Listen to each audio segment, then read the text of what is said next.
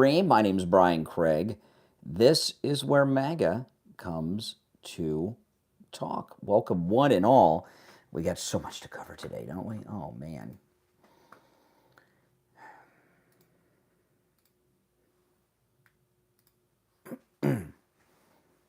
Welcome to the stream, everyone. My name's Brian Craig. This is where MAGA comes to talk. We're not on the radio yet. We won't be for about 10 or 15 minutes. So I've got I just thought I'd do a little bit of a pre-show discussion of some things. If you're new, make sure you subscribe and please like the video. Liking the video helps so much. You know, I just did something I don't do all that often. And that is go to the Drudge Report. I don't know why I went to the Drudge Report today, but I did, and look what I found. I'm still setting up, guys. I gotta set up the phones to take calls. But look at this. USA plan to stranglehold Ukraine. Here we are. Ukraine is at war with a massive country, and us ending the war is a stranglehold. Don't they want the war to end?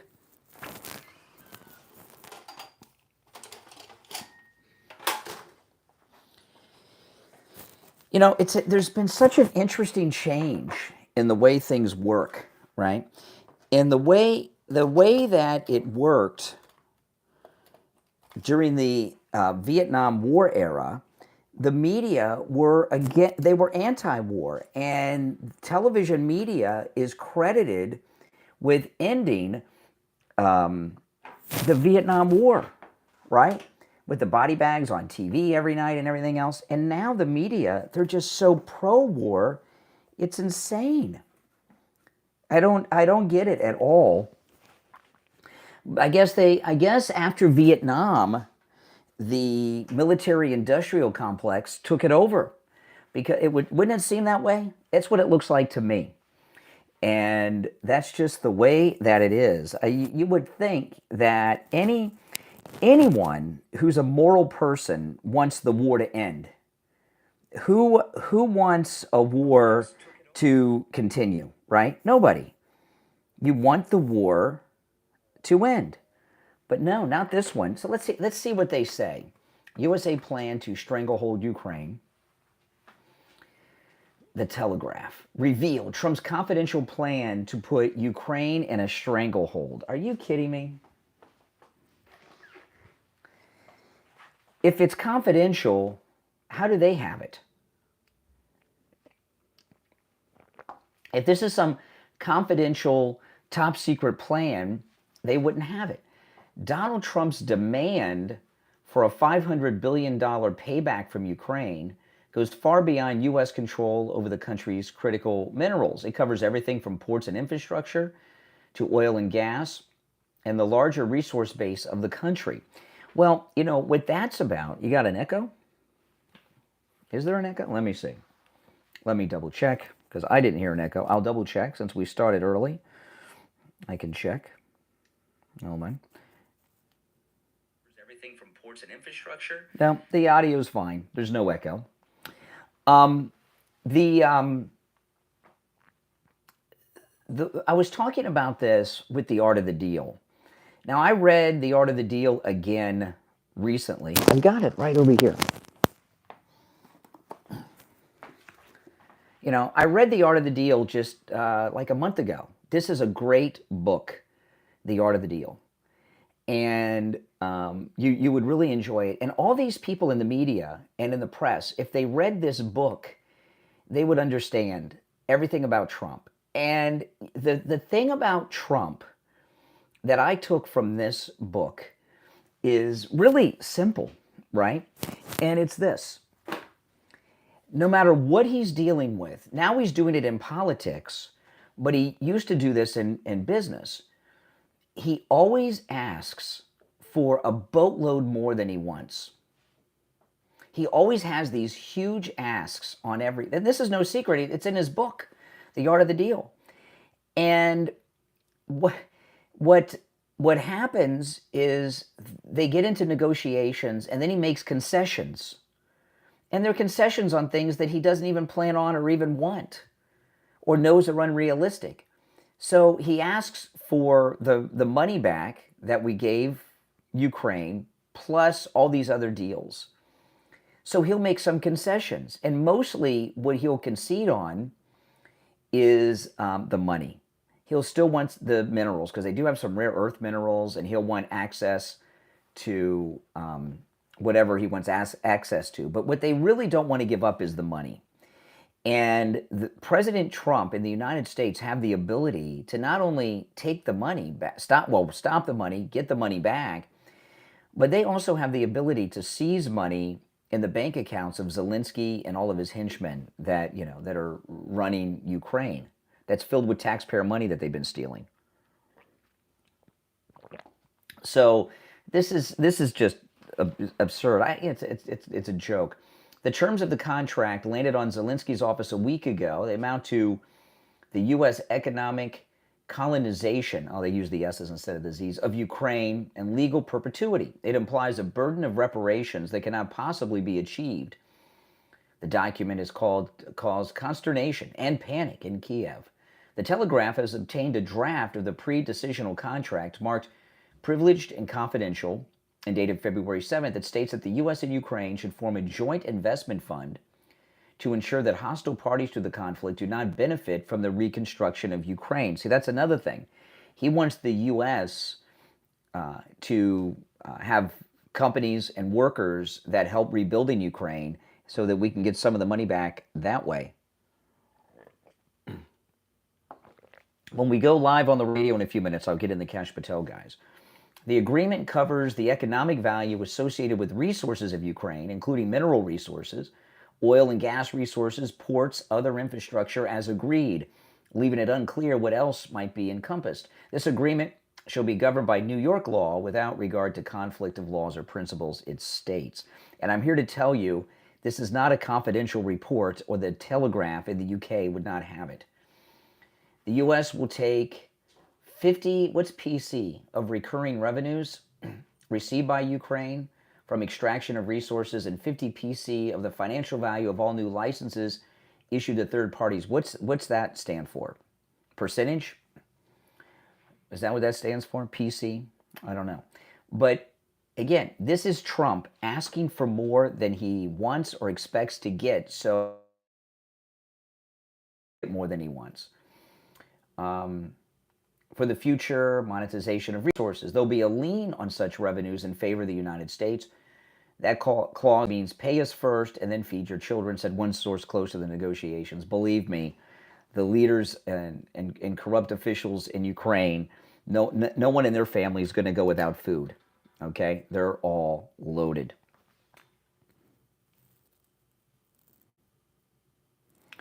Okay, let me send I'm talking to Mike, the board up.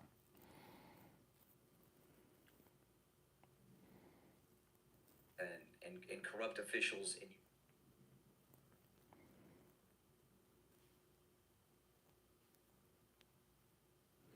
in... Okay. Zelensky himself proposed the idea of giving the United States a direct stake in Ukraine's rare earth elements and critical minerals on a visit to Trump Tower in September, hoping to smooth the way for continued arms deliveries. That's not going to happen. This is why Zelensky should not be at the peace talks, because Zelensky does not want peace. Zelensky wants war. And he's always going to want war because he's a creep. That's just it. Because it's profitable for him. And his handlers don't want peace.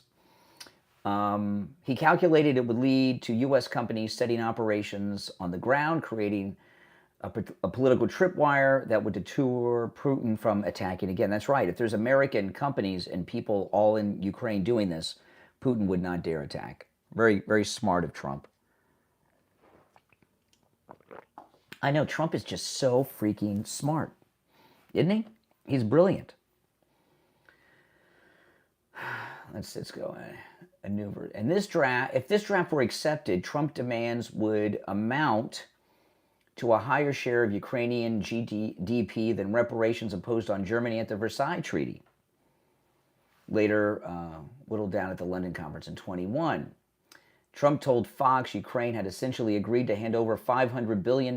They've tremendously valuable land in terms of rare earths, in terms of oil and gas, in terms of other things he said. He warned that Ukraine would be handed to Putin on a plate if it rejected the terms. They may make a deal. They may not make a deal. They may be Russia someday, or they may not be Russia someday, but I want this money back, Trump said. What is wrong with that? Yeah, maybe I should go over this on the radio today. I wasn't going. Yeah, maybe I will. I'll keep it over here, and possibly we'll go over that today because I mean there's nothing unreal. Let me ask you. Yeah, we'll be on the air in 4 minutes on the radio. Do you think that Trump is asking anything that's unreasonable there from Zelensky? Is there anything there that he's asking for that is unreasonable? I don't think so. I think everything sounds very reasonable. It's the art of the political deal, man.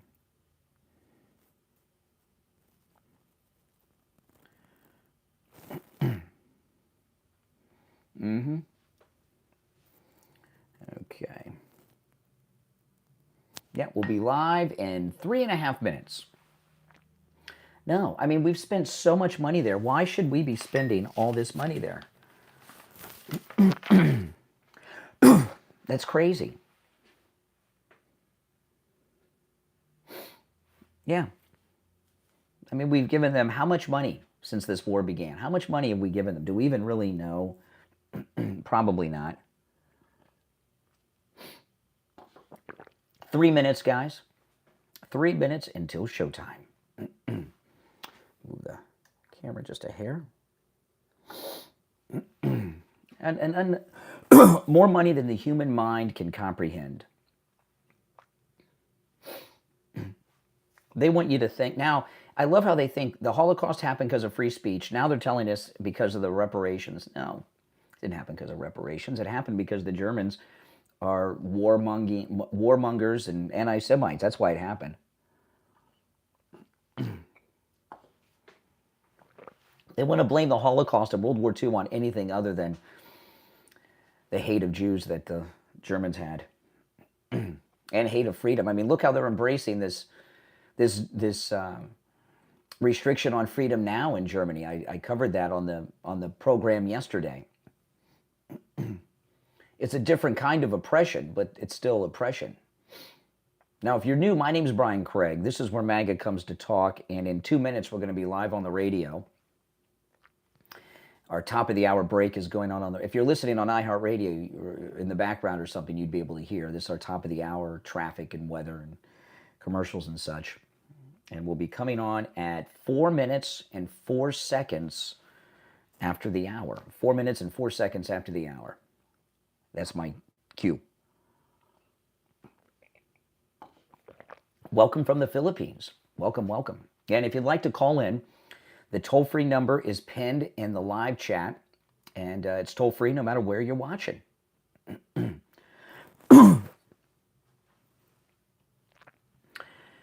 Okay, just over a minute.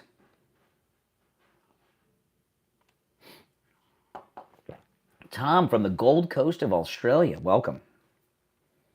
My throat is really sore today. I've been talking too much. UK, welcome. Okay, less than a minute.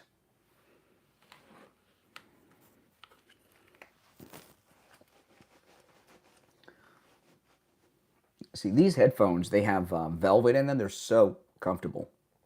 These are like the most comfortable headphones. They feel so good. Oh, man. My ears are surrounded by velvet. 30 seconds. Less than 30 seconds.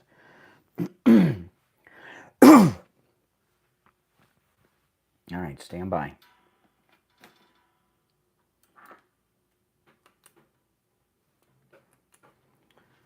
Oh, great.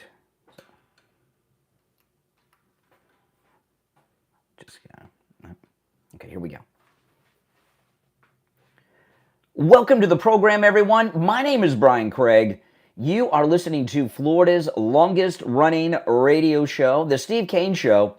on the radio since 1977, celebrating 48 years on the radio. And man, oh man, do we have a lot to talk about today. Welcome, everyone.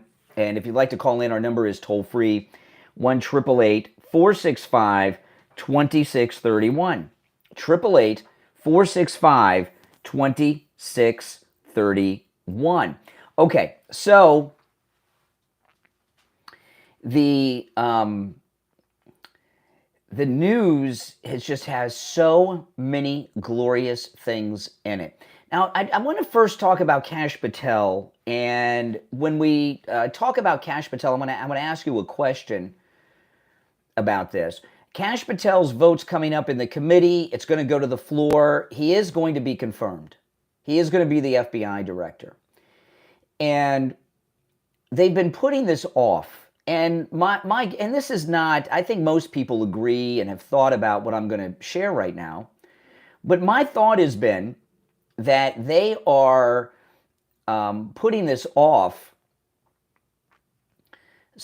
because they're destroying evidence and records. I mean, look, Peter Strzok the other day deleted every single tweet he had ever made. Think that's just a coincidence? Just a few days before Kash Patel is the FBI director? I wonder if any other people have been doing that. And what's been going on at the building? What have they been destroying there?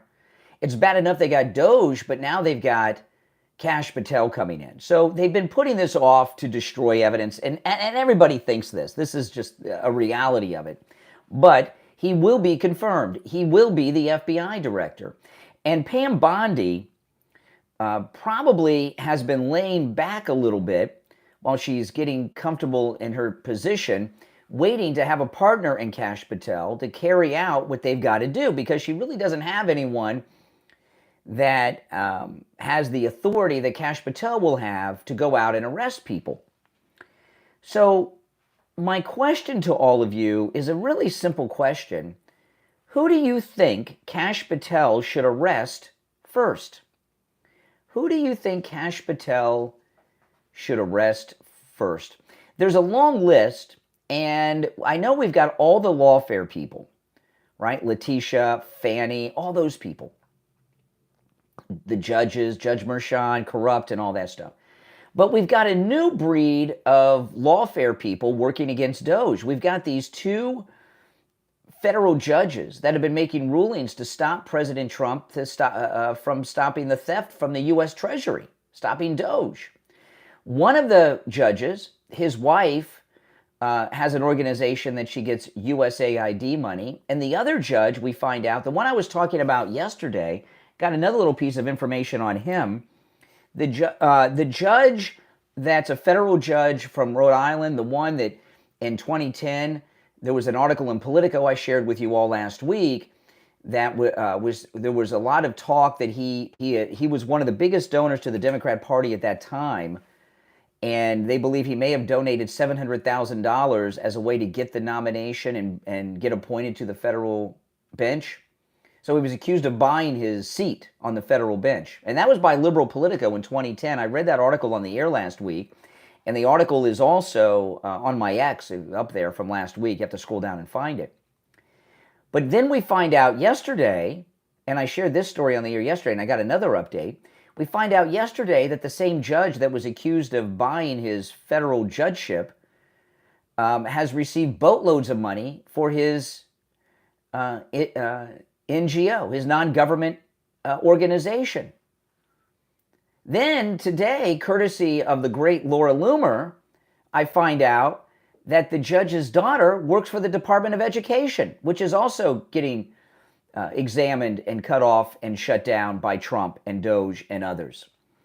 These two judges are so corrupt, and their corruption is currently causing problems. So when I ask you who Kash Patel should arrest first, who should be his first arrest, because, you know, we've got organized crime here. This is like in the early days of the FBI when J. Edgar Hoover was going up against, you know, all the prohibitionists, and he was running around, going after all those guys. So should Kash Patel focus on the new lawfare people, or should he go after, and I know I'm not saying don't go after them all, But if you only could go, you have to organize a little bit. Who should he go after first? The new lawfare people that think that they're running the country, that think they're the president of the United States in robes, or the lawfare people that have been harassing Trump in the courts in Fulton County and New York and elsewhere? Who do you think Kash Patel should arrest first? Our number is 1-888-465-2631. 888-465-2631. You're on the air. What's your name? Where are you calling from? Oh, hold on. We'll try. Okay, we'll try this call. All right. You're on the air. What's your name? Where are you calling from? Yeah, Brian, this is Richie. Yeah, Richie. I agree. First of all, judges can be impeached, so that's irrelevant. Any decision a judge makes, he cannot go to jail for, whether he has conflict of interest or not. No, there can be, excuse me, by arrest is a bit of a figurative term. That doesn't mean they can't be investigated by the feds. If you're a corrupt judge who's taking bribes, you can be investigated by the FBI, and that leads to charges. That's against the law to take bribes, but decisions you cannot prosecute decisions. Yeah, but we have judges that are taking large sums of money from the very agencies that their ruling can't be shut down or cut off. So if that's not a bribe, I don't know what is. Yeah, I agree with you, but it's got to be proved. It's awful tough to prove unless they catch him like. Well, there's a process, Richie. There's a process. If you make a ruling, if you're a judge, I'll let you ask. If you're a judge and you make a ruling ordering the President of the United States not to investigate an organization, and then you find out you're getting hundreds of thousands of dollars from that very organization to your NGO, that looks like a crime to me. Well, follow the money. This to you, okay?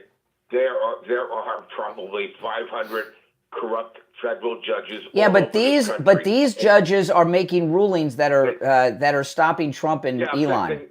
I can't stand it. I think it's disgusting. I mean, it's destroying this country. We voted for President Trump. They should let him do. All right. So what you want to ask me that has nothing to do with what I'm talking about? Yesterday you said I'd be back in 30 seconds. All of a sudden you were gone. I said, "What happened to Brian?" On the radio. Well, what do you think happened? I don't know. You haven't thought about it? I really don't know. I tried to get you on the radio, and you weren't on the radio. They had oldies on, and I said, "What happened?" And your mic was there. What happened? We had a technical issue. That's all. It was nothing. Oh, okay. Nothing. My phone was blowing up with text messages and DMs and emails, and I do appreciate that, guys, because when I came back on the air, I taught listen. Every radio station on the dial has problems where they go off the air or there's a problem with the studio. Yeah. You guys notice it with us more than the other stations because you listen to the whole show. You listen for hours at a time and you hear those glitches. Yeah, they happen on every radio station. Just usually what you'll do is you'll just don't care and you'll just turn the dial or not even notice because you don't care. But when that happens and you guys call me or text me or DM me, I do appreciate that because, there's nothing worse than if something like that happened and nobody noticed. You also asked PC. What did PC mean when President Trump wanted? PC is percentage. 50% of. I've never seen that. Is that what they use in England? PC. I've never seen that used before. Percentage. Yeah. Yeah, we want our money back. So we want our money back. But make no mistake, it's our own fault that we dumped all this money into this war from the very beginning. Listen, this is what Trump. Listen, President Trump is so smart, right? So the only thing Zelensky and the henchmen and those that control him, all they care about's the money. So he's holding the money over their head. He's going to let them keep all the money they've been stealing from the taxpayer in exchange for giving him some other things, like signing the peace treaty with Putin and giving us some rights on rebuilding and some of the mineral things. He's going to let them keep their stolen money, but he's holding it over their head with the threat that he's going to take it back if they don't agree to a peace deal. Right. What I would like to see is how much is he worth at the end of all of this? Well, it's hidden. It's hidden all over the place. We'll never know. Hey, Richie, I got to run. I appreciate the call. Zelensky's money is so well hidden, we may never know. What he's got. We may never know. If you're on hold, hang in there. My name's Brian Craig. It is Tuesday. We'll take our first break of the week and be right back. Or the day and be right back. Not the week, the day.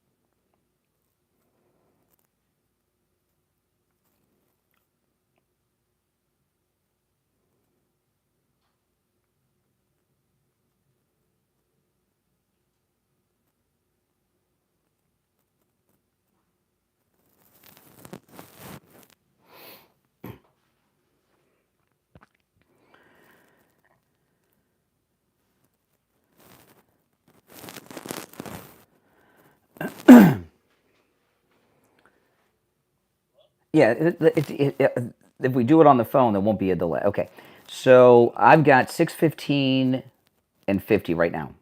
Yeah, I'm at 13, 14, 15, so it's like 40 seconds behind.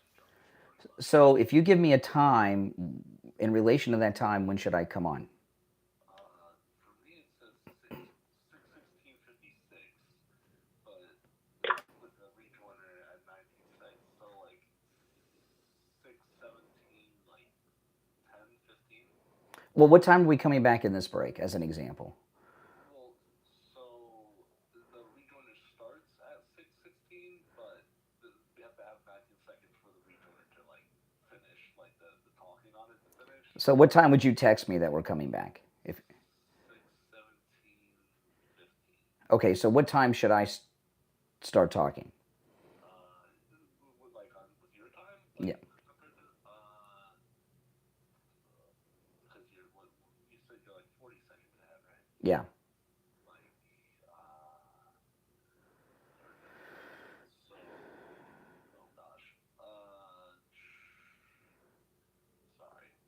Sorry. I should do it earlier than you give me. Okay, well, okay, what time are we coming back now? 6:17:15. Well, it's time now. I'll come back now. Okay, we'll figure it out. We're about to come.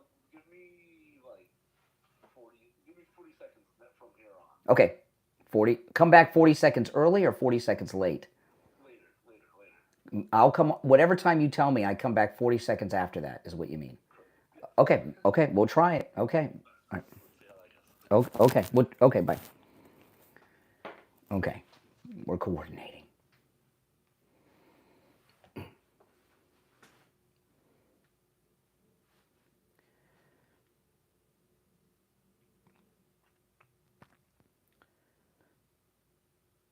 Welcome back, everyone. I'm Brian Craig. You're listening to The Steve Kane Show, Florida's longest running radio show. On the radio since 1977. Call us on hold. Stand by. I want to tell you guys, will be making a personal appearance a week from today with attorney Barry Siegel. And this is the only scheduled appearance I have for the entire year, okay? And I hope you all come out. Barry Siegel, he's having one of his Revocable Living Trust workshops. It's a week from today at 10 a.m. That's the 25th. Okay, the 25th, which is next Tuesday, at the Spanish River Library at 10 a.m. And you are all invited, 10 a.m. at the Spanish River Library, and that's Tuesday the 25th. And if you want to get all the details of that and call ahead, which I would appreciate you doing, call the Siegel Law Group, let them know you're coming so they know how big of a room they need and how many chairs they need. And also, they'll give you the directions. And you can reach the Siegel Law Group at 855-FLA-3782. 855-FLA-3782. I look forward to seeing you all there. All right, let's go to the phones. You're on the air. What's your name? Where are you calling from? Lake Worth, Florida. Hey, what's up, Lake Worth? Yeah. Hey, how you doing? I just I have a question, not really in regards to everything that you've been going Open over. phones is Friday, but ask away. We'll see. I'm sorry. I said open phones is on Friday, but ask your question. I'll see if it's since you're on. What's your question? What's it about? If the United States has national debt owed to China, and we can prove that they are responsible for the COVID, That's never going to happen. That's never going to happen. President Trump, President Trump, and the reason is, President Trump talked about this in one of his press conferences in his first term. He referenced it, and he said, if I told you the truth, it would be the end of everything. And what he meant was, if something like that were proved, it wouldn't be just get some money back. The world would go to World War III at a level we've never been to before. So no, nothing like that. Trump and those in power are never going to let that happen, because it would be the third World War, and that's it. That would be bad. Yes, sir. All Yeah, right. Thank you would. very much. You have a great day. All right. Take care. Yeah. All right. Does that make sense? You're on the air. What's your name? Where are you calling from? This is Mike from Louisiana. Oh, hey, Mike. You asked the question, who do they go after first? I think they got to go after these judges. Well, which ones? Like Judge Mershon in New York, or these new? Well, if you could only go after one, you can't go after everybody at once. Who should Kash Patel arrest first? Well, yeah. I mean, look, Engoron, Kaplan, and Mershon up there in New York need to be gone after. But also these two guys who have been doing these these orders, these temporary restraining orders against his policies and such. They're due to their corruption. It's like they're trying to have the definition for the insurrection against them, because that's what they're doing with these judges. Well, what it looks like, you're right. I agree with what you said, Mike. What they're doing is really trying to protect their own money. Okay, this is in Trending Politics. Rogue judge blocking Trump agenda has chilling link to USAID. Listen to this. This is this morning at trendingpolitics.com, which is a very good conservative news website. Trendingpolitics.com. It's not my first stop in the morning, but it's my second. The first place I go to for news every day is thegatewaypundit.com. Then I go to trendingpolitics.com second. This is trendingpolitics.com. Calls are growing for a federal judge who blocked part of President Trump's agenda to rescind his ruling after his spouse was found to have personally benefited from some of the programs the president has been trying to shutter. News of the curious connection came out last week after U.S. District Judge John Bates paused President Trump's scrubbing of government-run websites promoting gender ideology, an overhaul that comes as part of his effort to dismantle USAID. The executive order targeting gender ideology extremism was in the crosshairs of Bates, who wrote that the government would be unable to provide a remedy to affected individuals during an appointment time to a patient who cannot return in the future. Bates's ruling is among more than a dozen that have stymied Trump's early efforts to scuttle large swaths of the federal bureaucracy. The decisions have sparked calls by Republicans to limit the power of these federal district judges. At the same time, the connections of judges like Bates to the agencies under review are being investigated. One outlet discovered that Judge Bates's wife, Carol Rees, notice, again, I was telling you guys this the other day, I always wondered why these spouses had different last names in Washington. Now we know. It doesn't make their corruption stand out so much if they have different last names. The Judge Bates's wife, Carol Rees, is founder of the nonprofit that receives direct funds from USAID to deliver relief efforts to children in Ethiopia. The organization, Hope for Children in Ethiopia, received hundreds of thousands of dollars in federal grants, according to the Western Journal. Now, how much of that do you think actually made it to the children of Ethiopia? And is that still a thing, right? I mean, I know it was a big thing. We had USA for Africa, We Are the World. Is that still a thing, or is that just a cover? Is Ethiopia okay now? I don't see hungry children from Ethiopia on TV all the time, like I did back in the when was We of the World? 86? Elon Musk, who was heading up President Trump's cost-saving efforts at Doge, quickly noticed and elevated the news report, and Elon posted the article. No kidding, yet another corrupt judge, Elon wrote on X. By Monday, Musk's post had garnered over 61,000 reposts, making it one of the largest discussion points on the platform X, which is the largest news platform in the world and that the world has ever known. So the corrupt Judge Bates, that's not the judge from Rhode Island that I was talking about with the NGO. This is the other judge, has USAID money. Judge Bates is not the only arbiter who has provoked MAGA wrath after an anti-Trump ruling. Last week, conservative activist and friend of Brian Craig, no, it doesn't say that in the article, but I wish it did. Give me a little plug. Laura Loomer accused U.S. District Judge John McConnell of a conflict of interest. Now, this is the judge that was rumored to have bought his federal judgeship, okay, and has the NGO. Given that his adult daughter works at the U.S. Department of Education, which they're shutting down. So Loomer, this other judge has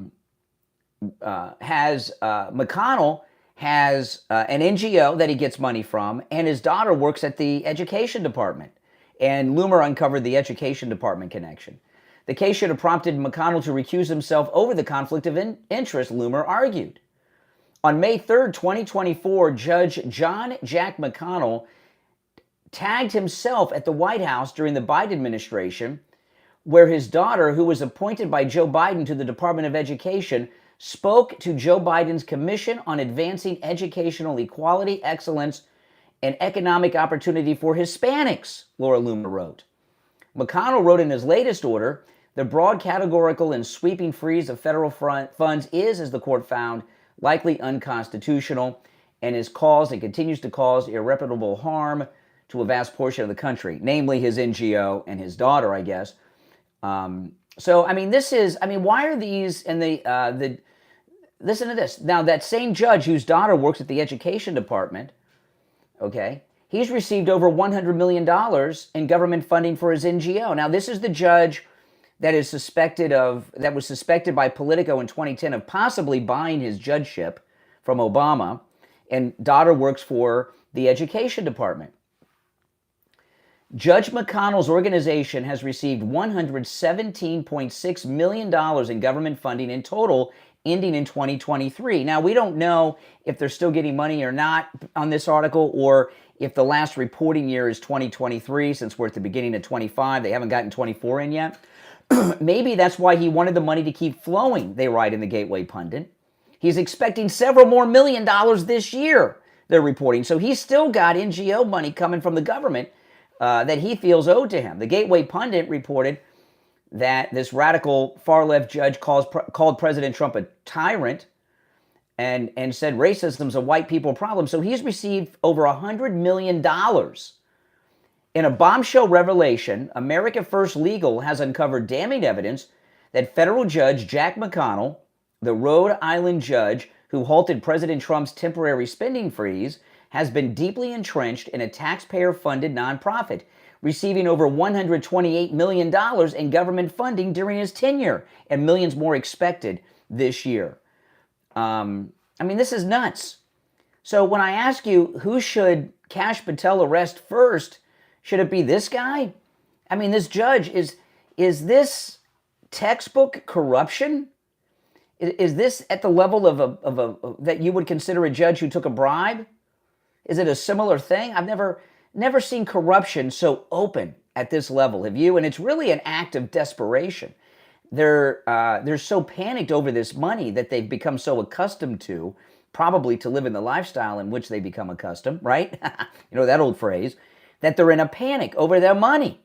All right, we're going to take our break for the bottom of the hour. If you're on hold, hang in there. Our number is toll-free, 1-888-465-2631. 888-465-2631. My name is Brian Craig. It's the Steve Kane Show. We'll be right back.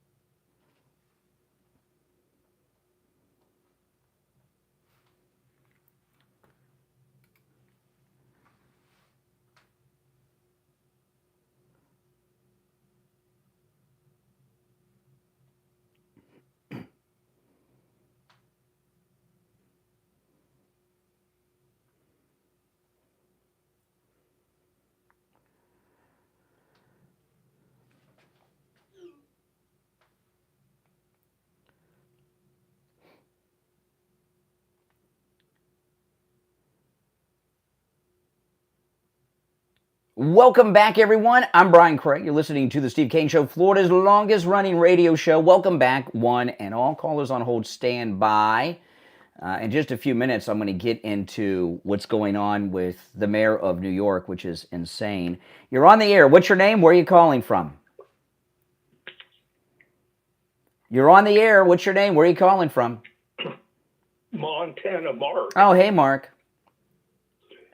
From the things I see happening, I think they should go after the new judges trying to stop Elon Musk. They're the more immediate problem.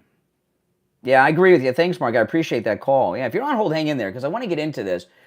What they're doing in New York, they're trying to get rid of Mayor Adams because he cooperated with their enemy, which is the President of the United States, President Donald John Trump, okay, over the illegals. And, you know, all this government corruption, the money that's been cut off to New York City by President Trump, including that FEMA money that the Trump administration took back, that 59 million that was illegally sent last week, that's their money that they want. Okay, and these people in the Democrat Party and in the staff that are getting all this corrupt money, their entire lives of not just themselves but their extended families are based around getting all this corrupt money. This is in the Post-Millennial. New York City Comptroller demands Mayor Eric Adams submit contingency plan to run the city or face removal. Well, who's this comptroller who can remove a mayor of the city of New York? And I'll tell you another thing, too. I was talking in the last segment about the corrupt judges. For them to have judges making these rulings that have these dirty connections to the USAID and money and all this stuff, it shows desperation and panic, anxiety, but it also shows that their numbers are not as big as you want to think. They didn't have any of these federal judges who were not getting money that would make those rulings. They had to find 2 judges that are getting that money to make the rulings, right? Now, what's going on in New York with them trying to force Adams out, this is a big deal because these are liberal Democrat lunatics. They're desperate over their money being cut off that they're actually looking to remove from office a liberal black man. And that's something that liberals would never normally consider. But they're blinded by race for the first time because Mayor Adams, they're blaming him for losing their money, and they're also sending a message to other Democrats, don't work with the Trump administration or you'll be out of office and maybe in prison too. They're trying to make an example out of him so that the Democrats can get a reign of terror against Democrats cooperating with Trump going on. New York City Comptroller Brad Lander has demanded that Mayor Eric Adams submit a contingency plan to run the city or face removal amid several high-profile resignations from the mayor's office. They had these 4 deputy mayors resign, who, by the way, I was watching the local news early this morning from New York City. They reported, now I don't know, but they reported in the local news in New York City that those deputy mayors are still in office, that they're staying in office until the replacements are found. Okay, so, how many deputy mayors do they have in New York? In a letter addressed to the mayor, the comptroller wrote, "Today my office received news that 4 of the city's deputy mayors, including first deputy mayor, whatever her name is, Maria Torres-Springer, have submitted their resignations, and the others have communicated their intent to resign. These departures would create an unprecedented leadership vacuum at the highest levels of city government and wreak havoc on the city's ability to deliver essential services to New Yorkers." Really? Police can't respond, and fire can't respond, paramedics can't respond, the hospital emergency rooms can't help people? I don't think so. These resignations come in the wake of deeply concerning actions by the U.S. Justice Department asking the U.S. District Court to drop indictments against you. This is the comptroller, the money guy, writing to Adams. So long as you comply with the White House on matters of immigration and criminal justice policy, which called to question your ability to continue to comply with your duties to New Yorkers under the city charter. So because, when it comes to immigration, if you remember, during Biden's reign of incompetence, when Invasion USA was taking place at the southern border, the governor of Texas was getting involved in stopping people from crossing, remember? And they said, the Biden regime and the Democrats and the liberal media said that governors can't get involved in immigration. That's a federal issue. They have to do whatever the feds want. But now all of a sudden, it's a municipal issue. Lander then asked Mayor Adams to submit a detailed contingency plan on how he'll be able to manage the city as there's a leadership transition, and then added, should your office be unwilling or unable to formulate such a plan properly, I will seek to convene a meeting of the Inability Committee. So they're moving to remove him from office. Adams was under investigation by the Biden corrupt Justice Department, which of course was lawfare. And all now, this is in the Huffington Post. I haven't gone to the Huffington Post in years. And I went there because President Trump was making fun of them the other day. And they have an article this morning about this. This is in the Huff Post. Governor Hochul weighs removing New York City Mayor Adams after his top deputies quit amid criminal case turmoil. What? They dropped? There's no turmoil. There's no case now. It's been dropped. Right? There's no charges. He's facing no charges, no trial, no crime, no jail. Associated Press is reporting this. New York Governor Kathy Hochul said Monday she's weighing removing New York City Mayor Adams. Do you know what you have to do to be a liberal black man to be removed by a liberal Democrat white governor? Oh my goodness. You have to really tick off the Democrat machine. New York Governor Kathy Hochul said Monday she's weighing removing New York City Mayor Eric Adams from office after 4 of his top deputies announced their resignations in the latest fallout from the Justice Department's push to end his corruption case. So this is what Hochul and this idiot comptroller were saying. You can't effectively govern because you don't have charges from the federal government against you. But when he had charges, he could effectively be mayor? How could he govern with charges against him, but not without? It's because they were using the charges over him during the Biden regime to keep control of him or attempt to get control of him. That's why. It makes no sense. If he was facing federal indictments and arrest and prison and a major federal court case through justice charges, I could say, hey, you can't be mayor. How can you run the city when you're facing, 20 years? But there's no court case now. It's gone. So how can they say he cannot effectively govern with no charges again? It doesn't even make sense. They just hate him. Hochul, a Democrat, said she'll convene a meeting of key leaders today in Manhattan, that's today, Tuesday, for a conversation about the path forward. She said the departures of First Deputy Mayor Marie Torres Springer and other top officials raised serious questions about the long-term future of the Adams administration. These people are in a panic, man.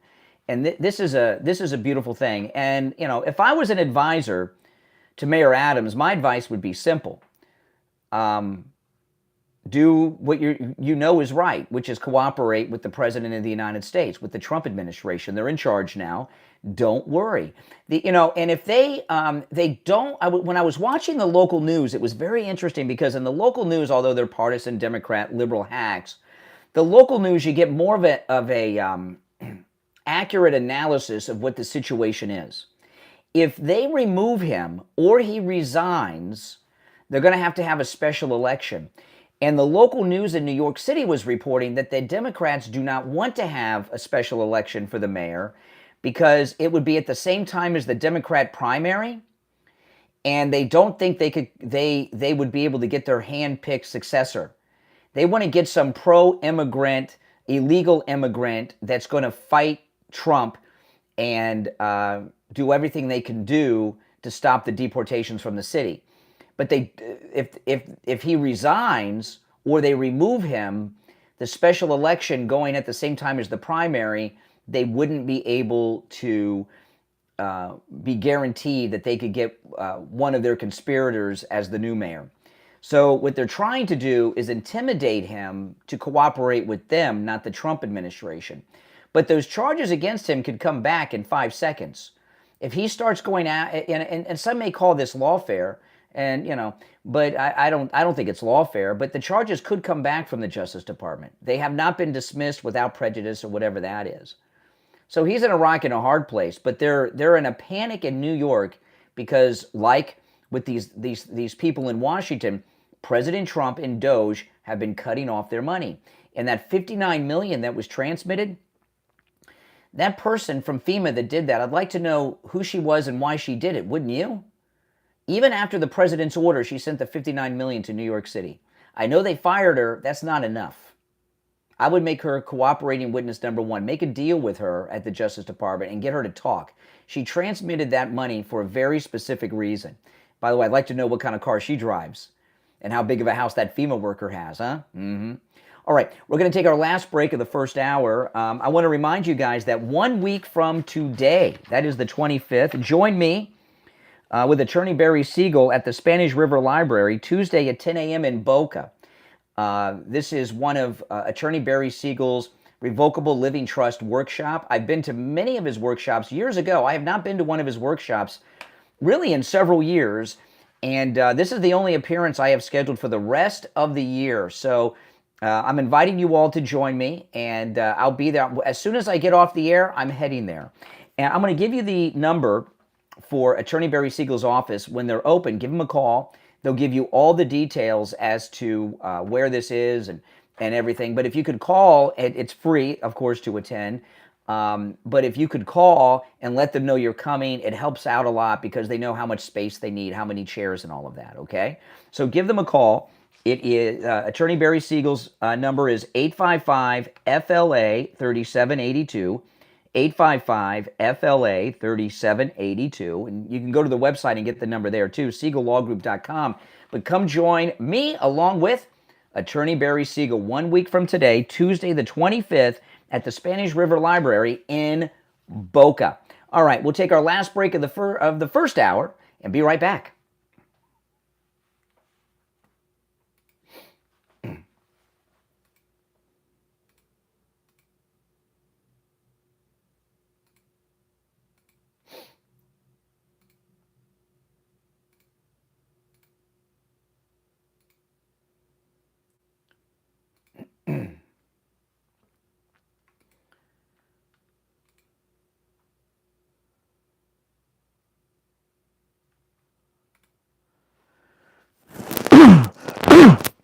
Excuse me, guys. I've got to do less talking today because my throat is rough.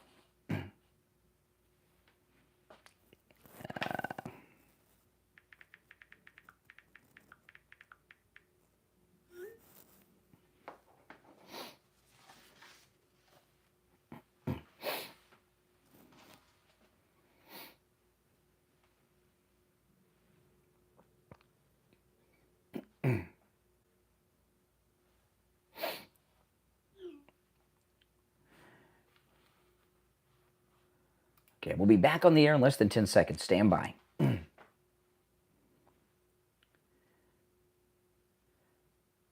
Welcome back, everyone. I'm Brian Craig. It's the Steve Kane Show, Florida's longest-running radio show. I saw this article this morning involving Ukraine, and this is insane. This is in the Daily Telegraph out of England, okay? And here's the headline, revealed. Trump's confidential plan to put Ukraine in a stranglehold. Panic in Kiev as U.S. president demands higher share of GDP than Germany's First World War reparations. Now, if this plan is truly confidential, would the Telegraph in the UK have it?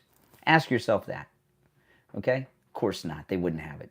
If they have the Trump plan or proposal, it's because President Trump wants them to have it. All right? It's not confidential. They call it confidential to give more credibility, I guess, to themselves. Donald Trump's demand for $500 billion from Ukraine goes far beyond U.S. control over the country's critical minerals. This is in the Telegraph I'm reading from. It covers everything from ports and infrastructure to oil and gas and the larger resource base of the country. The terms of the contract that landed at Zelensky's office a week ago amount to the United States' economic colonization of Ukraine and legal perpetuity. It implies a burden of reparations that cannot possibly be achieved. The document has caused panic in Kiev. We don't have to call it Kyiv anymore, okay? The Democrats aren't running the country. It's Kiev. And there's more details, which I'll go through in a minute. Now, a couple things about this. Number one, these are not reparations. Notice how, these leftists are blaming the Holocaust and World War II on everything but the cause. Yesterday, it was free speech caused the Holocaust and World War II. Now, the reparation. Reparations on Germany after the First World War, regardless of whether or not they caused the second one or not, is not, we're not going to talk about that. But what we're asking for, what the president is asking for from Ukraine, and by the way, when I say the president, I mean President Donald John Trump, the 45th and 47th president of the United States, just to be clear.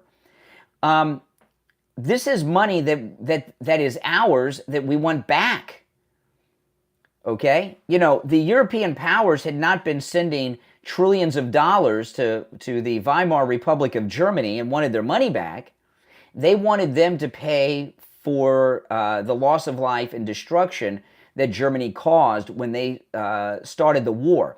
These are not reparations. This is money owed to us. Okay? And the thing about President Trump, that, I was talking about this a couple weeks ago. I read again for the first time in many years, The Art of the Deal. And if I were to sum up The Art of the Deal in just a thought or two, what makes it so fascinating is this.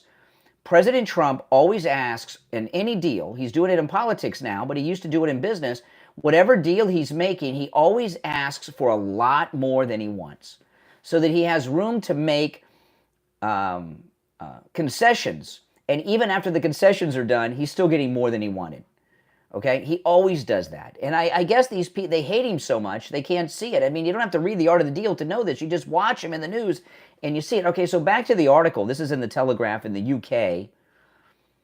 The Telegraph has obtained a draft of the pre-decisional contract marked privileged and confidential and dated February 7th, 2025. Now, again, if this were really top secret, the Telegraph wouldn't have it. President Trump's got, if this document exists, it's out there because the president wants it out there. It states that the United States and Ukraine should form a joint investment fund to ensure that hostile parties of the conflict do not benefit from the reconstruction of Ukraine. So President Trump wants American companies to have contracts in the rebuilding of Ukraine. He wants to make sure that Russian companies, it could happen, or countries of the NATO nations don't get the deal to rebuild Ukraine. And we paid for this whole war. Poland and Germany and the French and the UK and all the NATO countries are going to want to come into Ukraine and make money rebuilding it. And President Trump wants American companies, not European companies, to get that. The agreement covers the economic value associated with resources of Ukraine, including mineral resources, oil and gas resources, ports, and other infrastructure as agreed, leaving it unclear what else it might encompass. The agreement shall be governed by New York law, it says. The U.S. will take 50% of recurring revenues received by Ukraine from extraction of resources and 50% of the financial value of all new licenses issued to third parties for the future monetization of resources. Now, of course, President Trump does not expect Ukraine to give him 50% of the money that they make. But he started with that high number, so when they make concessions, he'll still get more than he wants. I don't know what percentage he wants, but maybe it'll be 30 or 20. Whatever we end up getting will be more than he wants. In fact, he may not want any of that percentage. He may just be holding that over their head to get them to sign the peace treaty, okay? Washington will have, this is in the Daily Telegraph, Washington will have sovereign immunity and acquire near total control over most of Ukraine's commodity and resource economy. The fund shall have the exclusive rights to establish the method, criteria, terms, and conditions of all future licenses and projects in Ukraine. And if you remember with the when the war in Iraq was over, I remember President Trump, I saw him on Cavuto, and this was before he was running for president. I've heard him talk about it since, but I saw him on Cavuto on Fox before he was running for president. And because he used to be on there all the time, and he said that they made a bad deal in Iraq. They should be giving us for free oil until they paid us back the cost of liberating the country. And they didn't make a deal like that. And he said they were stupid. And now he's in a situation and he's making a deal.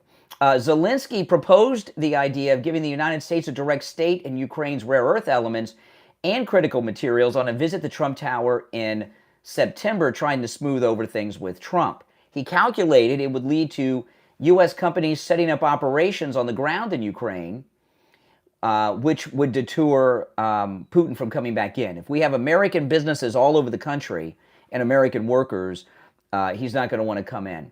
And it goes on to a lot more details which are not important. But the reality of the situation is this. You're going to see a lot of negative reporting on this, especially like this in Europe, because Europe, who's upset that we're stopping World War III from happening, they want European companies want to go in there and profit off of Ukraine. And Biden gave China all the rights to Afghanistan after we rebuilt that country. And our geological survey we found they had all kinds of, the largest lithium deposits in the planet are in Afghanistan. Now China has them, and that's why they're pushing electric vehicles so much in China, because now Biden gave them the largest lithium, well, I don't know, gave them, probably sold them, the largest lithium deposits in the world. That was stupid. Before we rebuilt Afghanistan after 9/11, when we took it over, the number one export from Afghanistan was terrorism and heroin. Now they've got lithium and all kinds of other resources that we discovered and set up for them. It's insane. Now, I want to talk about Jupiter Joe Thomas. Jupiter Joe Thomas, he's going to be on the show later this week. And, I don't understand why everyone's not in annuities. Annuities, your money's never at risk, and you can earn revenue for the rest of your life and your retirement. It's a great deal. Why is everyone not in annuities? There's no risk, and you have a revenue stream coming in. That's pretty awesome, isn't it? It's pretty awesome to me. And Joe Thomas offers free phone consultations that you could take advantage of no matter where you are in America. And, this free phone consultation that Jupiter Joe Thomas offers is very valuable because he's a top man in his field. For over 30 years, he's been a financial planner specializing in retirement planning, but he's also a 5-time qualifying member of the $1 Million Roundtable, which is achieved by fewer than 1% of all financial advisors in the world. Isn't that something? That's absolutely amazing. So he's a top guy in the business, and he's offering a free phone consultation to you. I'm going to give his number to you in just a moment. And when you have this consultation, he'll ask you a few questions, and he'll put together a personalized proposal just for you, for your situation, your goals, and everything else. A custom proposal just for you. It's not cookie cutter. His number is 561-743-0999. 561-743-0999. That's 561-743-0999. And if you missed the number, just go to his website, jupiterjoe.com. jupiterjoe.com, and you can get his number right there. Okay, so after the top of the hour, I'm going to switch gears into a couple of things. But you're welcome to call in about anything I brought up so far. So much has happened, including some major updates on stories that I brought yesterday. I went through that Social Security breakdown yesterday. There's people over 200 years old, right, on the Social Security benefits list. And this morning, if you've seen the news, the interim head of the Social Security Administration has resigned. So why did she resign? There's a lot of resignations going on. And the reason they're resigning is they figure if they resign, they're quitting on their own terms, so far as their benefits go, right? Because of the investigation and they're involved in hanky-panky, they get fired, it's a different situation. And to avoid the hassle of internal investigations that are going to be coming, because there's all kinds of crooked business going on. And they released a story that, there's I don't know, was it 10 million or so maybe a little north, a little south, but around 10 million over the age of 120 on the list. Oh, they're not getting benefits. We just don't have them listed as dead. Now all of a sudden they know everything? Listen, whether or not those people, the 10 million over 120, are receiving benefits or not, those Social Security numbers and their status is active for a reason. Whether it's stealing the Social Security payments or they're using it for something else, I don't know. For all I know, the CIA's running black ops doing this. I don't know. There's something going on. In this age of computers, we don't have 10 million people, some over 300 years old, on the Social Security benefits list for no reason. And the head of the Social Security Administration didn't quit yesterday and retire out of the federal government because there's nothing there. Something is going on. All right, my name is Brian. It's the Steve Kane Show. We're going to break for the top of the hour and be right back.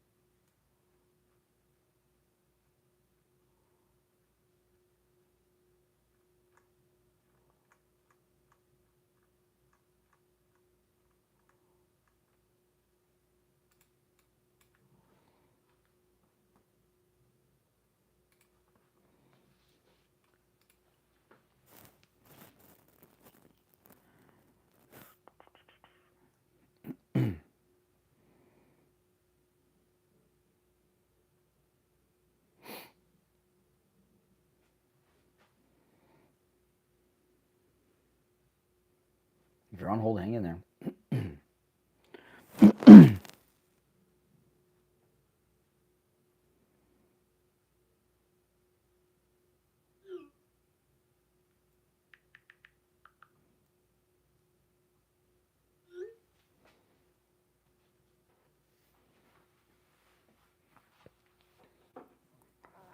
Okay, 7 seconds.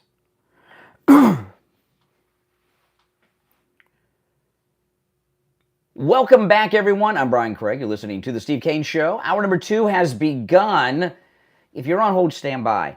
I watched The Five yesterday, which I don't often do, and I was really disappointed in it. I'll throw this out. Maybe this is petty. I don't know, but I'm going to throw this out. They were talking about a lot of the things I talked about yesterday morning, almost 12 hours later,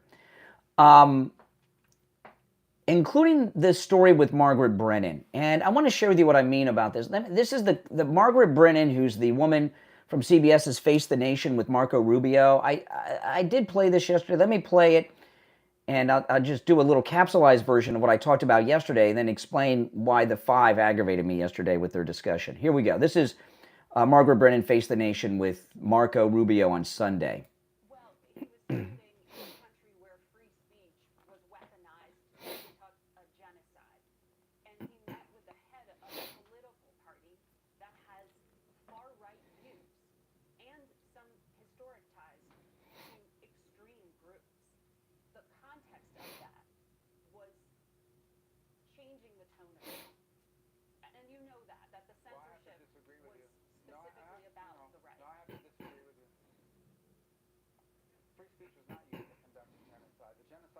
constructed by an authoritarian Nazi regime that happened to also be genocidal because they hated Jews and they hated minorities and they hated those that they had a list of people they hated, but primarily the Jews.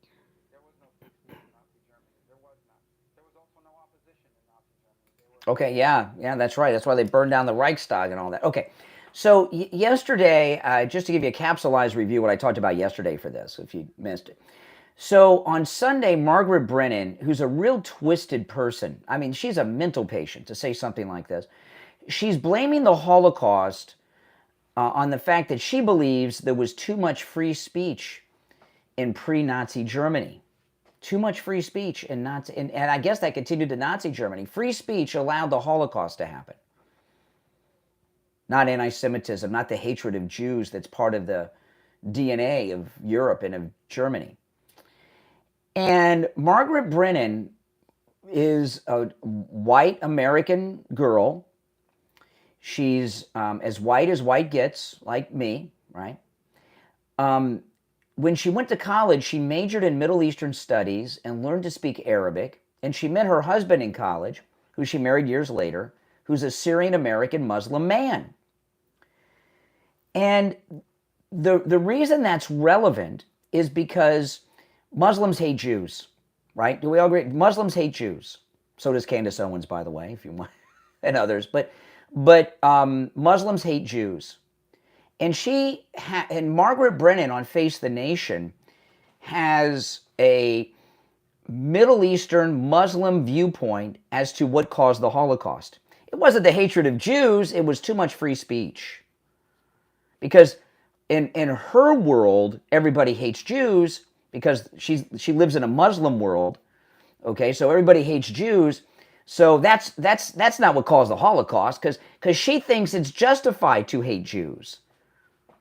Don't you understand? Margaret Brennan believes anti-Semitism is just.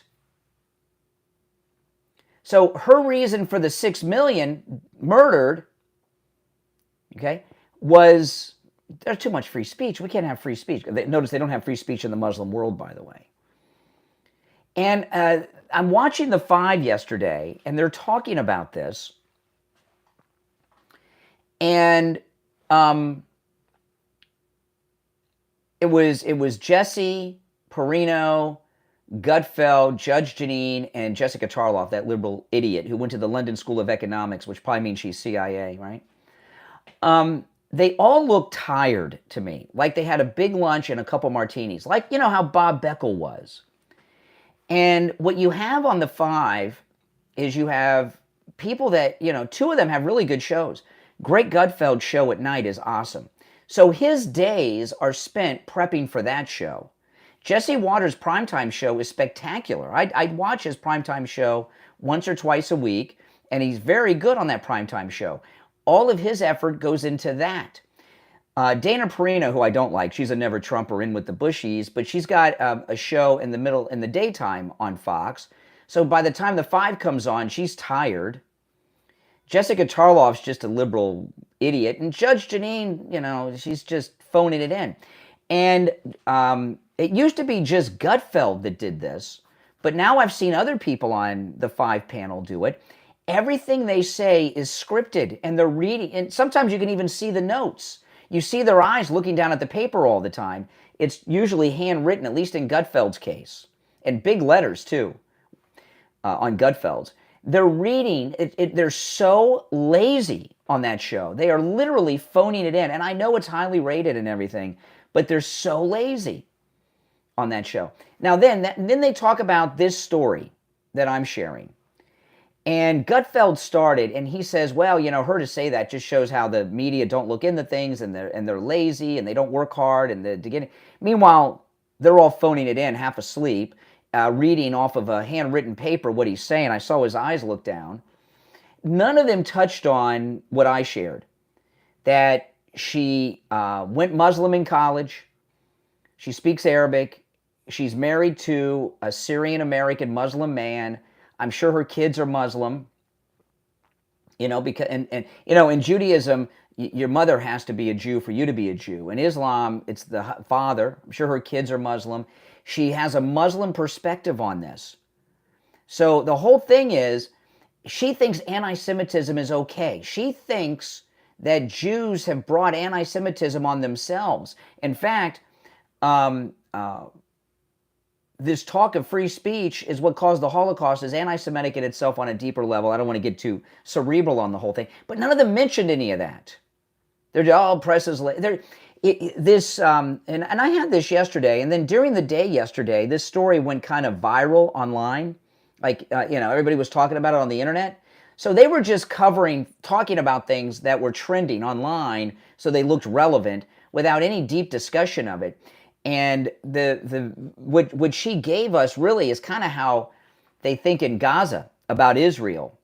And this is why when you're dealing with the Palestinians, you're dealing with Iran, with the Israeli peace process, you can't deal with them because they think anti-Semitism is okay and the Jews have brought it upon themselves. Just look at Margaret Brennan. The Holocaust had nothing to do with the anti-Semitism that was inside Germans at the time. It has to do with there was too much free speech. Nothing to do with hatred of Jews. There's too much free speech led to the Holocaust. I mean, what a sicko. What a sicko. So I'd like to hear your thoughts on all of that, including your thoughts on the 5. Do they seem a little lazy, like they're just phoning it in? I don't watch it that much. Once or twice a week, I'll tune over, just seeing what there is going on. Yesterday, I was recording my podcast, and I said, let me see what they're doing on the 5 while I was setting up, just to see if I missed any stories before I did my podcast. And of course, I didn't miss anything. They were talking about things I talked about 10, 12 hours before. All right, our number is toll-free, 1-888-465-2631, 888-465-2631. We'll take a couple calls here, then we'll break. You're on the air. What's your name? Where are you calling from? Good morning, Conservative Doug. Oh, hey, Doug. First thing I'd like to say is I certainly think that Capital should go after the judges that are trying to stop President Trump's orders. Yeah. The first thing, I think, if he sends some agents out there to knock on their door and say, look, if you recuse yourself, that'll be the end of this, and you continue your happy life. Yeah. Otherwise, it's not going to be very pleasant. And I think if these guys are smart, they'll just recuse themselves and end this nonsense of stopping an executive order. Well, you look at, both of these judges trying to stop Doge are getting big money from the government. Millions in the case of the one judge. The other one's wife, all this stuff. And then you go back to that Judge Mershon in New York, and his daughter raised over $100 million from the company that she's a partner in from Democrats on the promise of putting Trump in prison. These are hardcore financial crimes. These crimes that are being committed by these judges, these are corrupt judges. This goes beyond what you would impeach a judge for. This is hardcore financial crimes. And if we have judges, by the way, thanks for the call, Doug. If we have judges that are taking bribes, justice has to come in. They have to be arrested, and it has to be high profile. Put cuffs on them in their own courtroom, because this lawfare is getting out of control, and the left are getting emboldened because now they're even carrying it when he's the president. And they don't have the Justice Department behind them anymore. You're on the air. What's your name? Where are you calling from? Good morning, Brian. This is Bill from Sanford. Oh, hey, Bill. How you doing? I watched The 5 a lot, and I got to sort of disagree with you. I remember years ago, and it could be even last year, all the members get a segment. Yes. And in advance. So I call it preparation. I disagree with you. It's preparation. Greg writes down all his stuff by hand. I don't have any notes, okay? And I never have. And I'll tell you, a lot of people do. Like, Glenn Beck, okay?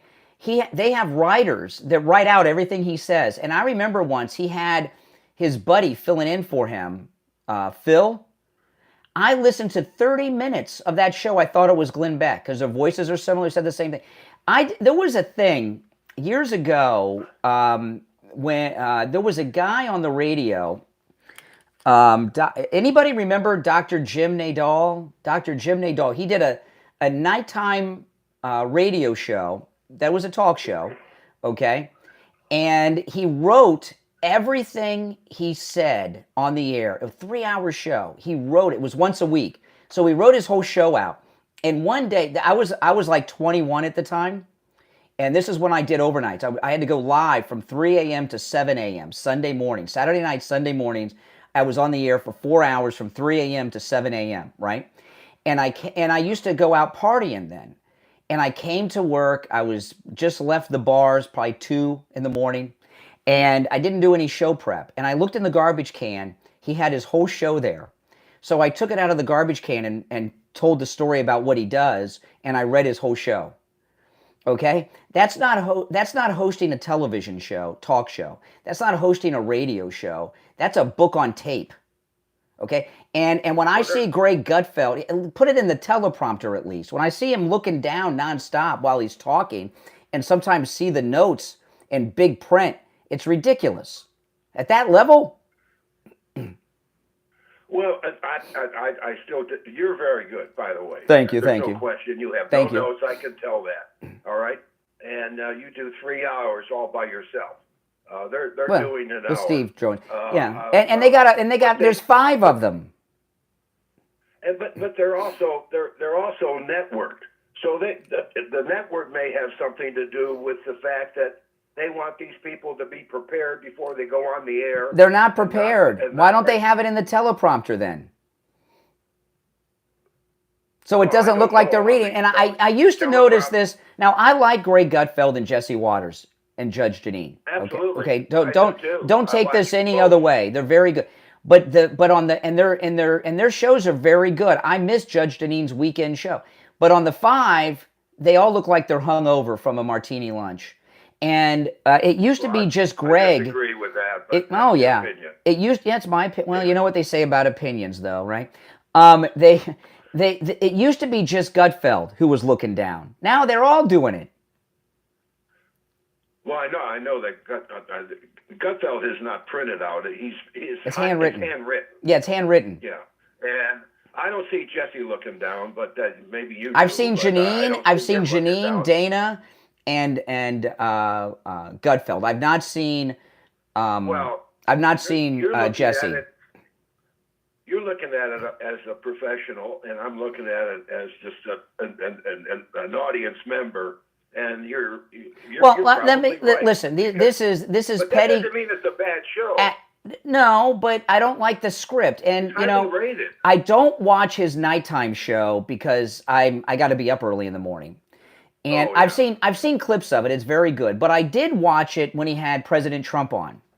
He went on like the first segment. President Trump's sitting there. Like the whole first segment, I don't know if it was 15, he did this huge monologue that he was reading off the teleprompter of like one-liners and stuff. And then he goes to the president. It was like 10, 15, I couldn't believe. And I'm of the opinion that when you're at a certain level, which includes the level I'm at, which is lower than the 5, because they're the #1 show on cable TV, but when you get to a certain level of professionalism, I think you're expected to be able to do something like they're doing or I'm doing without reading a script, or at least have a teleprompter and people can't tell. So it seems natural. I think it's lazy. Well, I don't see that, and I'll have to yield to you because you are the professional. Steve and I used to be on a radio station, 940 Wins, and this is the one where we had the program director who I believe may have been the first man in Florida to discover online porn, because it was during the days of dial-up and his office door was always closed, and if you went in there, he was like watching porn. And on dial-up. I'm not kidding.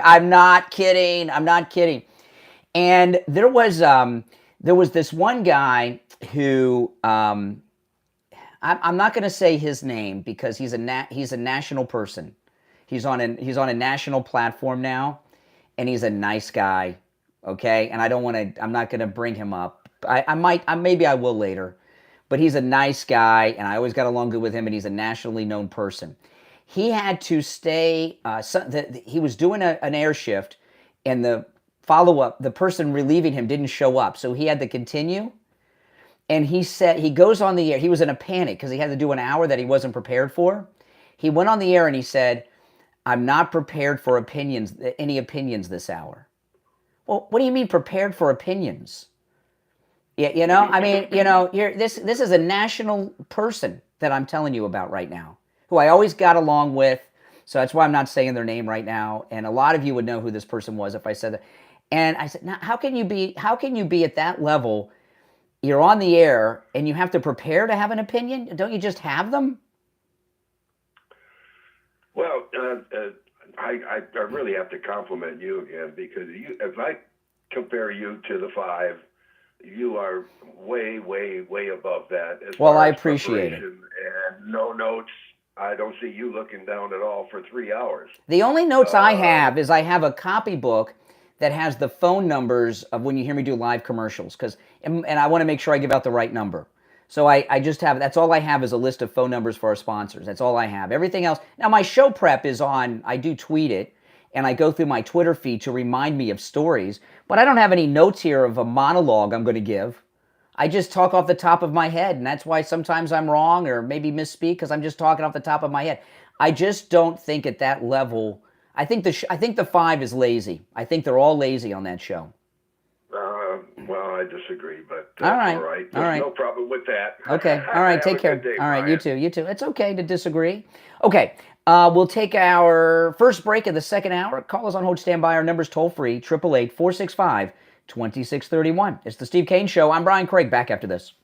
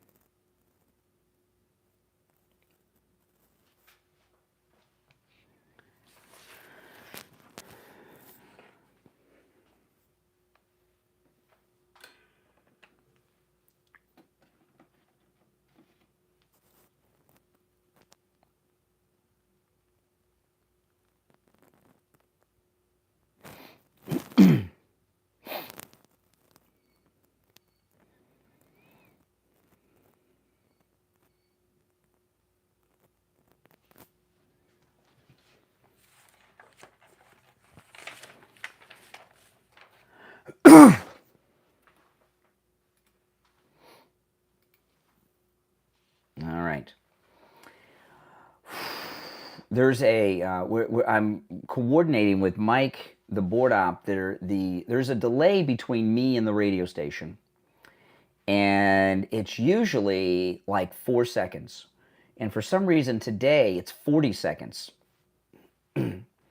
So we're having a difficult time coordinating when I come back from break and when I end the hour. So I'm 40 seconds ahead of what he's getting. And it's usually just 4 seconds. So we're not coordinated. We've never had this issue before, but who knows? Plus the delay when you're listening on the radio, for the dump button and everything. It's crazy. Delays are necessary when you got liberals calling. Now, if you'd like to call in, the number is toll free, and it's pinned in the live chat.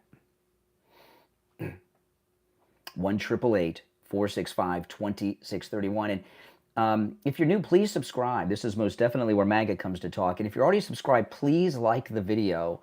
Those likes help grow the channel a lot. So please like the video. If you don't mind, I'd appreciate it.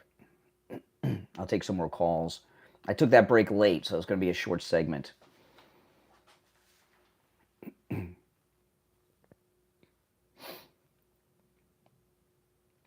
waiting for Mike to tell me what time we're coming back, because he's going to tell me what time we're coming back 10 seconds before we do. And maybe that'll work.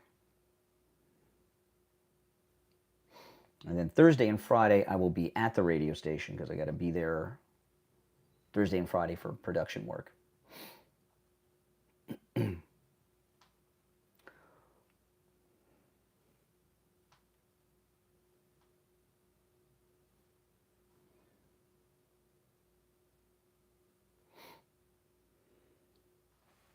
Okay, here we go. 20 seconds. Okay, 53. You gave me the 20-second mark. So here we go. We're going to try. Hopefully this will work this time. We'll get it coordinated. I don't mind. I'm very laid back. I don't care about all these little technical things. I think it just shows that we're live. All right, stand by. 3 seconds.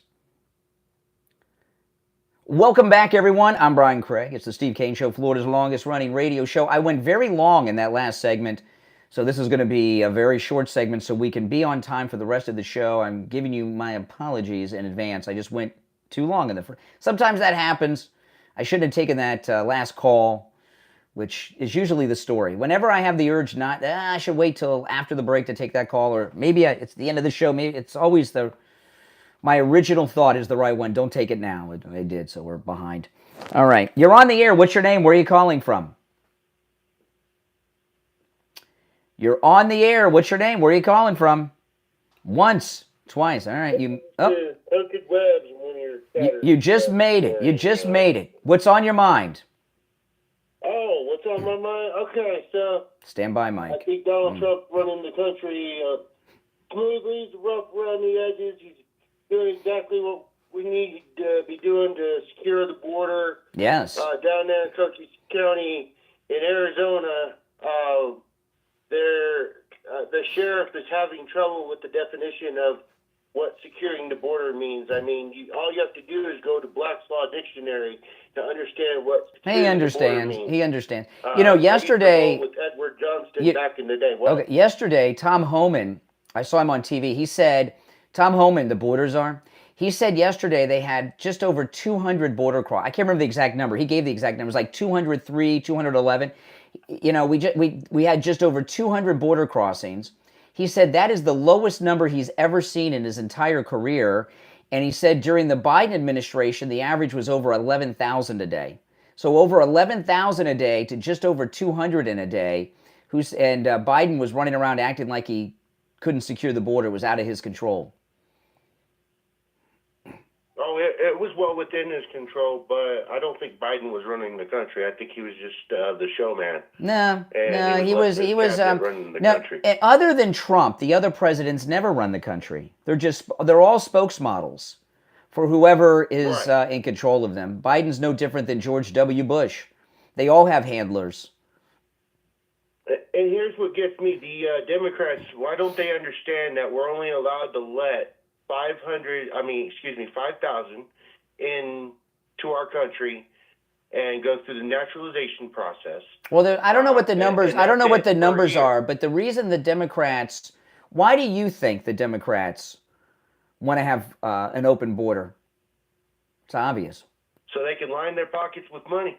That's part of it, and that's part of it. But the Democrats have come to some idea in their mind that the reason that this happened after Trump's election the first time, the reason that they don't have control anymore is because there's too many white people. So they're trying to make the country less white. And they figure if it's less white, they'll be able to stay in power. And they're bringing in a peasant class that is completely dependent upon them for their housing, their rent, everything. So they're 100% dependent on the Democrats, and if they can get enough of them here, they'll be in power forever. Hey, listen, thanks for the call. You made some good points. All right, now like I say, I took that last break at the quarter after, way late. This is a short segment. I do apologize for that, and I'm not supposed to be doing that. And believe me, I always get chewed out when I get this far behind. But I'm going to take this break on time so we can be on schedule for the rest of the show. If you're on hold, stand by. It's the Steve Kane Show, Florida's longest-running radio show on the radio since 1977. My name's Brian Craig. We'll be back right after this.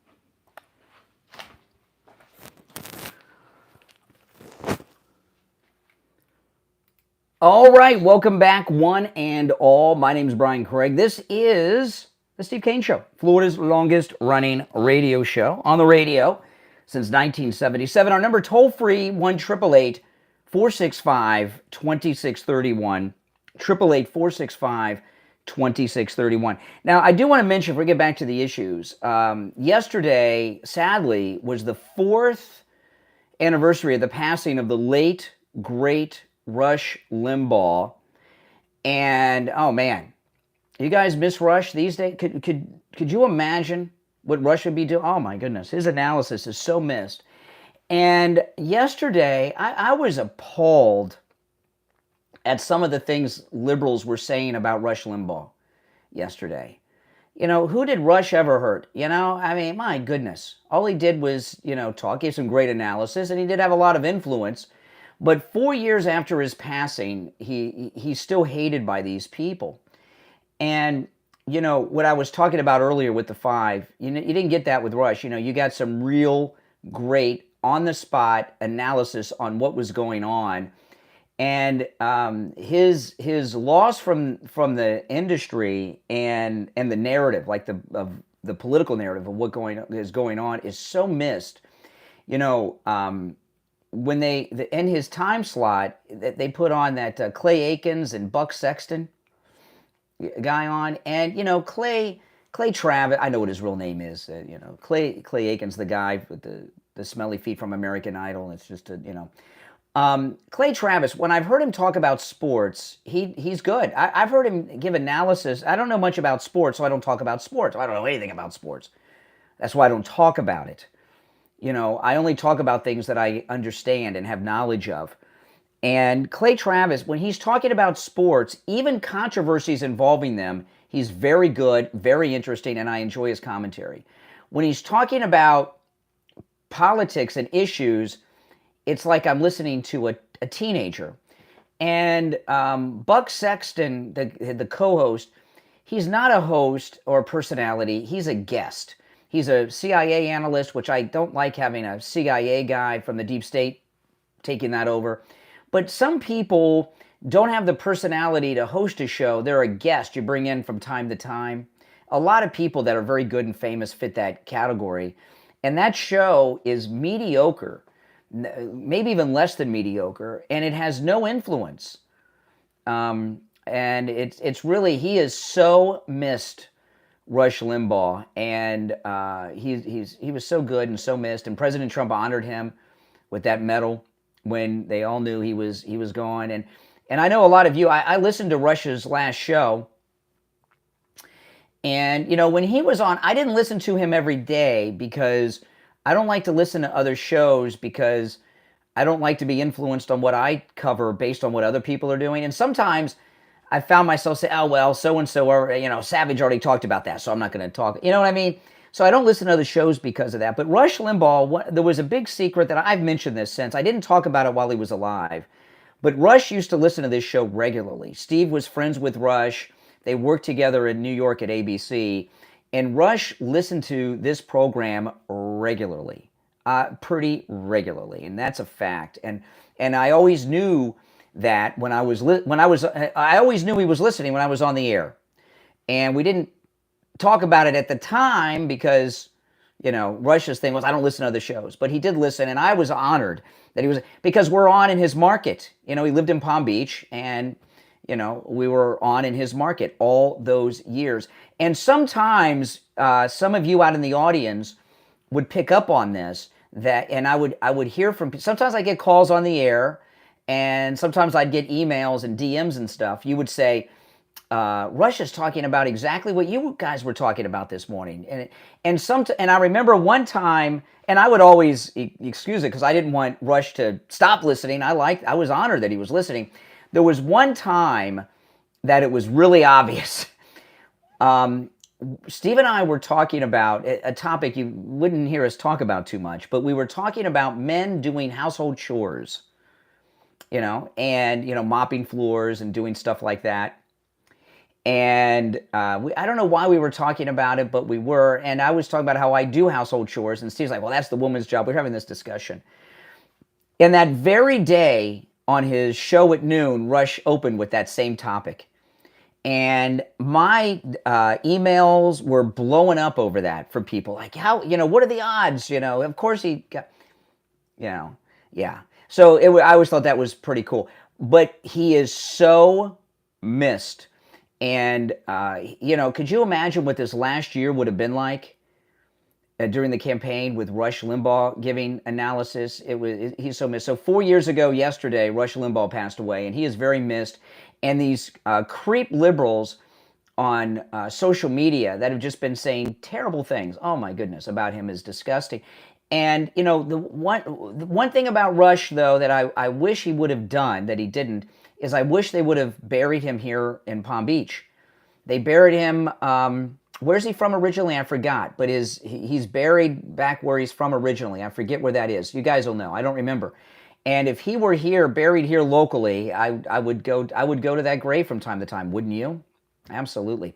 All right, let's take some calls. Our number 1-888-465-2631. 1-888-465-2631. You're on the air. What's your name? Where are you calling from?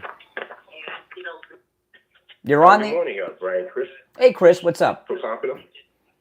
Oh, great. No, I'm surprised. I can't believe it's been 4 years already. I know. I remember where I was. Do you remember where you were when you found out Rush died? I remember. I was. My wife and I went and had lunch, and we were at the beach in Boca. They got like this observation area. If you take Palmetto Park Road past William Youngerman's to the beach, they've got like this wooden area where there's benches, and my wife and I were there, and I started getting text messages from people that Rush had died. It was sad. Wow, yeah, I know. He worked pretty much up to the last week, I think. I know, he still made it seem a little easy, but he made it be known that he was going through treatment and certain things, and some days are better than others. And I think what it is when those last few days, right around the second or third to last broadcast, I had a feeling like, wow, this is really, this is for real. He doesn't have much time left. Like, wow. And so when it hit, I was like, wow, okay, well, no surprise there, but wow, what a brave guy. Yeah, and the thing about Rush, he, great. It was the cigars that he used to promote. They got him, Yeah, he. But I tell you, like you mentioned, what if he was around today? I thought about that during the campaign. I think about a year or so ago. And I'm like, wow, wouldn't Rush really have a field day on this? Because you obviously how the Democrats were. There's no one. Listen, obviously, obviously Rush was a unique upper level talent. Okay, I mean that's very true, but there's no one nationally that gives any commentary, anything like what and I like Bongino and some of these people, but the people that are on the air nationally doing conservative radio, they're almost like activists. They're not. Radio is an art form, and Rush Limbaugh was a master of it, right? And these guys they put in place of him, Buck Sexton and Clay Travis. It's awful. It's a disgrace. I'm glad you mentioned that because I can count how many times I've listened to them since Rush is gone, and that's why I was like, wow, 4 years. Now, even when Rush was around, I may have caught him maybe twice a week. I didn't listen to him every day like you guys because of his hours. If I'm traveling to and from, I'm like, okay, let me turn on Rush. But, it wasn't every day. And when I did listen to him, maybe 30, 45 minutes. I appreciate Rush, but, a lot of information and see why the liberals hated him. But, yeah, you're right. I mean, and Jimmy and I talk about it all the time. Well, what happened with Brian and Steve. What happened? Should be national. You don't think I know that? I am if you include my online, Exactly. extensions. But I think I would, when they were looking for replacements, I didn't try to get it. Okay, I didn't try to get the job or anything. But since they're based here, and they were still based here at the time, I was doing some shout outs to try to get them to get me to fill in and at least get an audition. And if they would have, and what I was going to do with, I don't remember what the issue of the day was at the time, but I had said that if they would let me fill in for a week, I kind of laid out what I would do, including one day I would just take calls from black liberals. And and I would have gone screenless, but they didn't ask me to fill in, so I didn't get to do it. Man, that would have been all she wrote, because I tell you what, they'd be like, wait a minute, this works. If they would have given me one day, I don't know if they would have let me go screenless, okay? But if they would have given me just one day, I would have announced it at the beginning that I'm only going to take calls from black Democrats today. I would have done, if that was my one shot, that's what I would have done. But they didn't call me to do it. I was asking on the air. I was trying to get it, but it didn't happen. That would have been awesome. Who I really wanted them to give it to at the top of my list was Bill O'Reilly at the time. And I thought he should have, he would have been the best person that was realistically going to take that over. But, let me tell you, the thing that's missed about it is we don't have, Tucker Carlson, by the way, would be very good for that.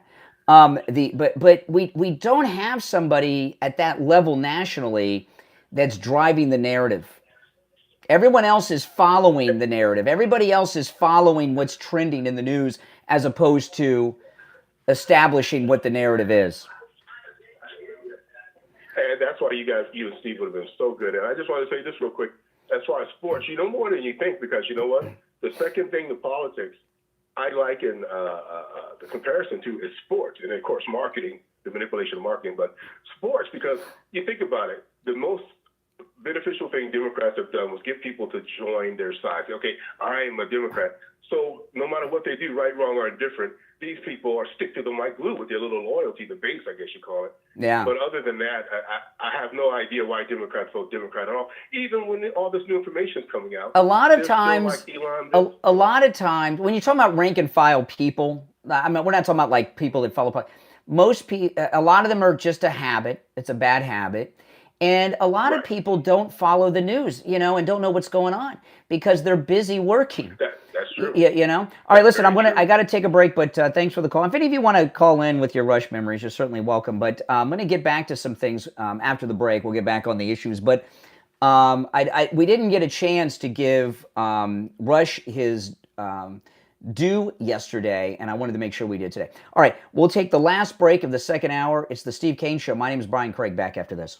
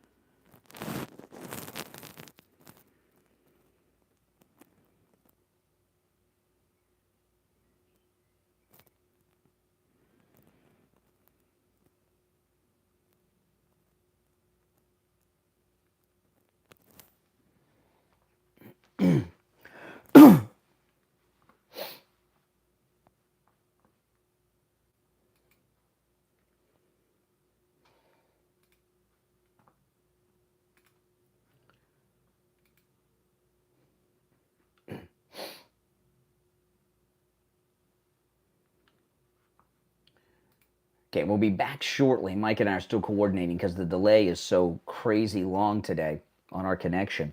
When we get back, I'm going to talk about MyPillow. And if you guys want to support the program, go to MyPillow.com and use our promo code Kane. Free shipping is in effect. I'm going to talk about the mattress topper when we get back. I'm just waiting for Mike to give me the okay, what time we're coming back.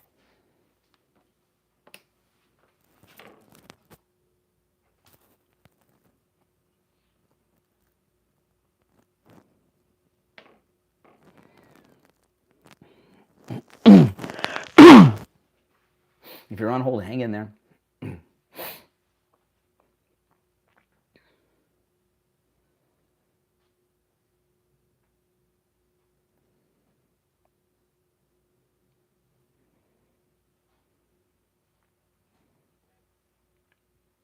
Okay.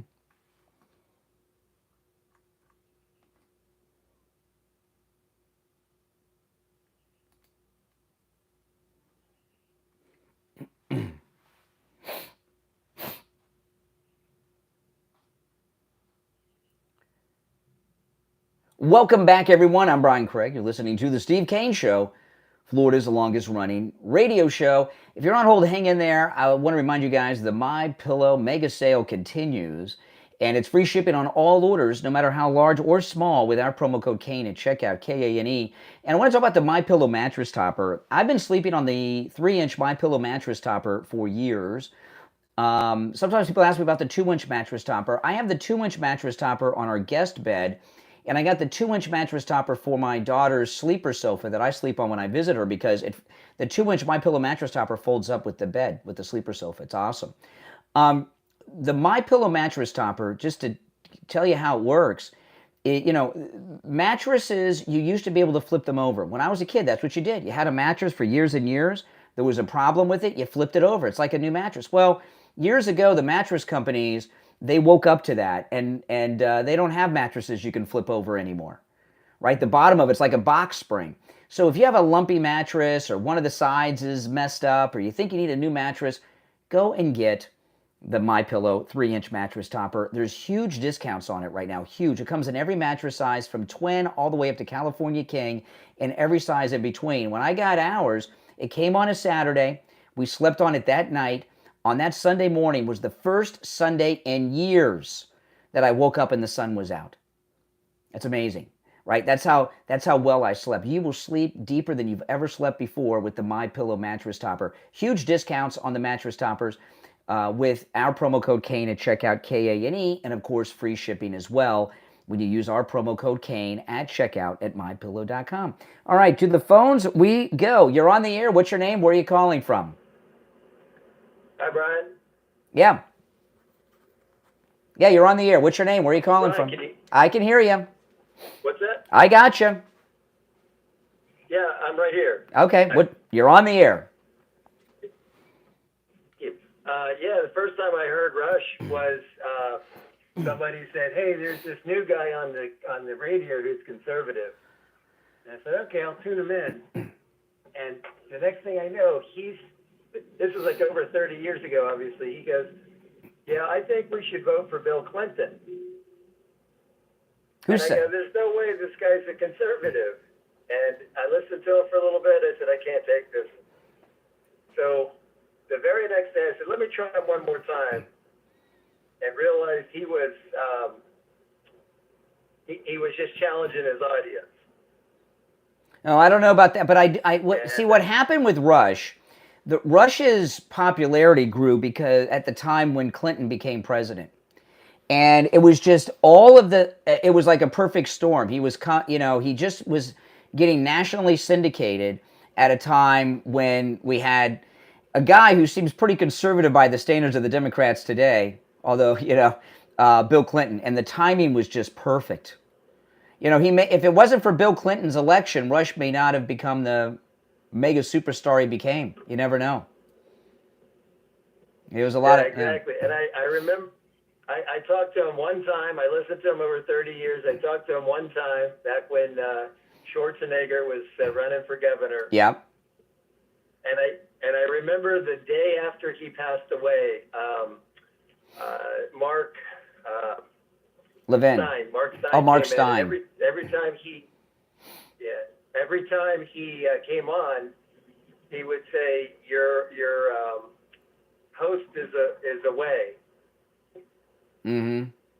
That time, that the next day, he says, "Your host is away." And I was like, "Oh man." You know, Mark Stein was very good, and I'm sure Mark Stein still is good, but he was a regular fill-in for Rush, and he, out of all the fill-ins for Rush, Mark Stein was my favorite. We used to have him on the show all the time, and I got to know him a little bit. I haven't talked to him in a long, long time, but he was very, very good, and I was kind of hoping, because I come on, I'm not crazy. I knew I wasn't going to get a chance, but I thought he had a chance. And he didn't. He never had a chance. And I think what happened, I think the establishment Republicans made sure that there wasn't a powerhouse that took over that time slot. I think they made sure that it was a mediocre replacement. Because I remember Rush, the Speaker that what was his name? Boehner, when he was Speaker of the House, would come down and meet with Rush to try to convince Rush. They had to sway Rush like they trying to wrangle members of the House to vote for bills. And they didn't want to have somebody there that was driving the narrative. I think they purposely put mediocre no talents in the spot. I thought that from the beginning. Yeah. Yeah. Yeah, it was a great show. You know, I would work my schedule around to listen to him, just like I work my schedule around to listen to you. Yeah, that's great. That's great. All right, I appreciate the call. All right, take care. Yeah, it's really unfortunate, you know. Even Mark Levin would be better than these guys. Mark Levin's a nighttime guy, but I'd rather have him than this. All right, so getting back to the issues of the day, though, there's a lot going on. Now, yesterday, I went over those Social Security numbers. We have people as old as over 300 years old that they have on the Social Security thing. And they're all of a sudden they're trying to say, oh, well, those people aren't getting payments. They got all this. These people are not. There's around 10 million people over 120 that Social Security has as active. Okay? Whether or not these numbers are getting benefits, we don't 100% know at the time. But what we do know is that the Social Security Administration knows. There's something very illegal and going on with these numbers. Because yesterday, the head of the Social Security Administration, without notice, resigned. Listen to this. This is in the Daily Mail. The acting commissioner of Social Security Administration has quit. She says after a disagreement with Elon over Doge trying to access the government records. This is nonsense. Okay, this woman resigned as the Social Security Administrator because she wanted to resign before she had to deal with an investigation and a reveal. Okay? These 10 million, they're on the Social Security listings for a reason. Okay? And like with these other government agencies, there's a lot of panic going on in Washington over these things. And if she resigns now, there's been no investigation yet. She's got whatever benefits she's entitled. I don't know how long she's worked for the government, and it's a lot easier. She's not going to be fired or replaced by the Trump administration and demoted, and she's not going to have to deal with the investigation. This woman that resigned yesterday did not resign because she wants to protect Social Security from Musk. Elon Musk has the highest top secret clearance, higher than this woman or anyone else because of SpaceX. He launches rockets every day into space, okay? He's going to rescue the astronauts soon. So he's got a high level of security, as do the Doge people, okay? And that's not why she resigned. There's something about these numbers that they don't want the public to know. That's it. That is it, okay? Make no mistake about it. Now, if you're on hold, stand by. We'll get back to the calls after the top of the hour. I want to tell you guys, a week from today, Tuesday the 25th, I'm going to be with Attorney Barry Siegel. Next Tuesday, Attorney Barry Siegel has a revocable living trust workshop at the Spanish River Library in Boca at 10 a.m. And I'm going to be there, and you are all invited, okay? It's the Spanish River Library in Boca a week from today, Tuesday the 25th. And I'm going to give you Attorney Barry Siegel's number. If you could give them a call, they'll give you directions, of course. But if you could let them know if you're coming, it's completely free. But if you call and let them know you're coming, it helps so far as the size room and how many chairs we need, okay? And, of course, Attorney Barry Siegel's office number is 1-800... No, that's William Youngerman's number. It is 855-FLA-3782. 855-FLA-3782. 855-FLA-3782 is Attorney Barry Siegel's number. But I'll be there with Barry, and you are all invited to Spanish River Library Tuesday, a week from today, the 25th, at 10 a.m. Okay? The event's completely free, and I look forward to seeing you all there. All right? Okay, we're going to take our break for the top of the hour and come back for the third and final hour. If you're on hold, hang in there. It's the Steve Kane Show. I'm Brian. Back after this.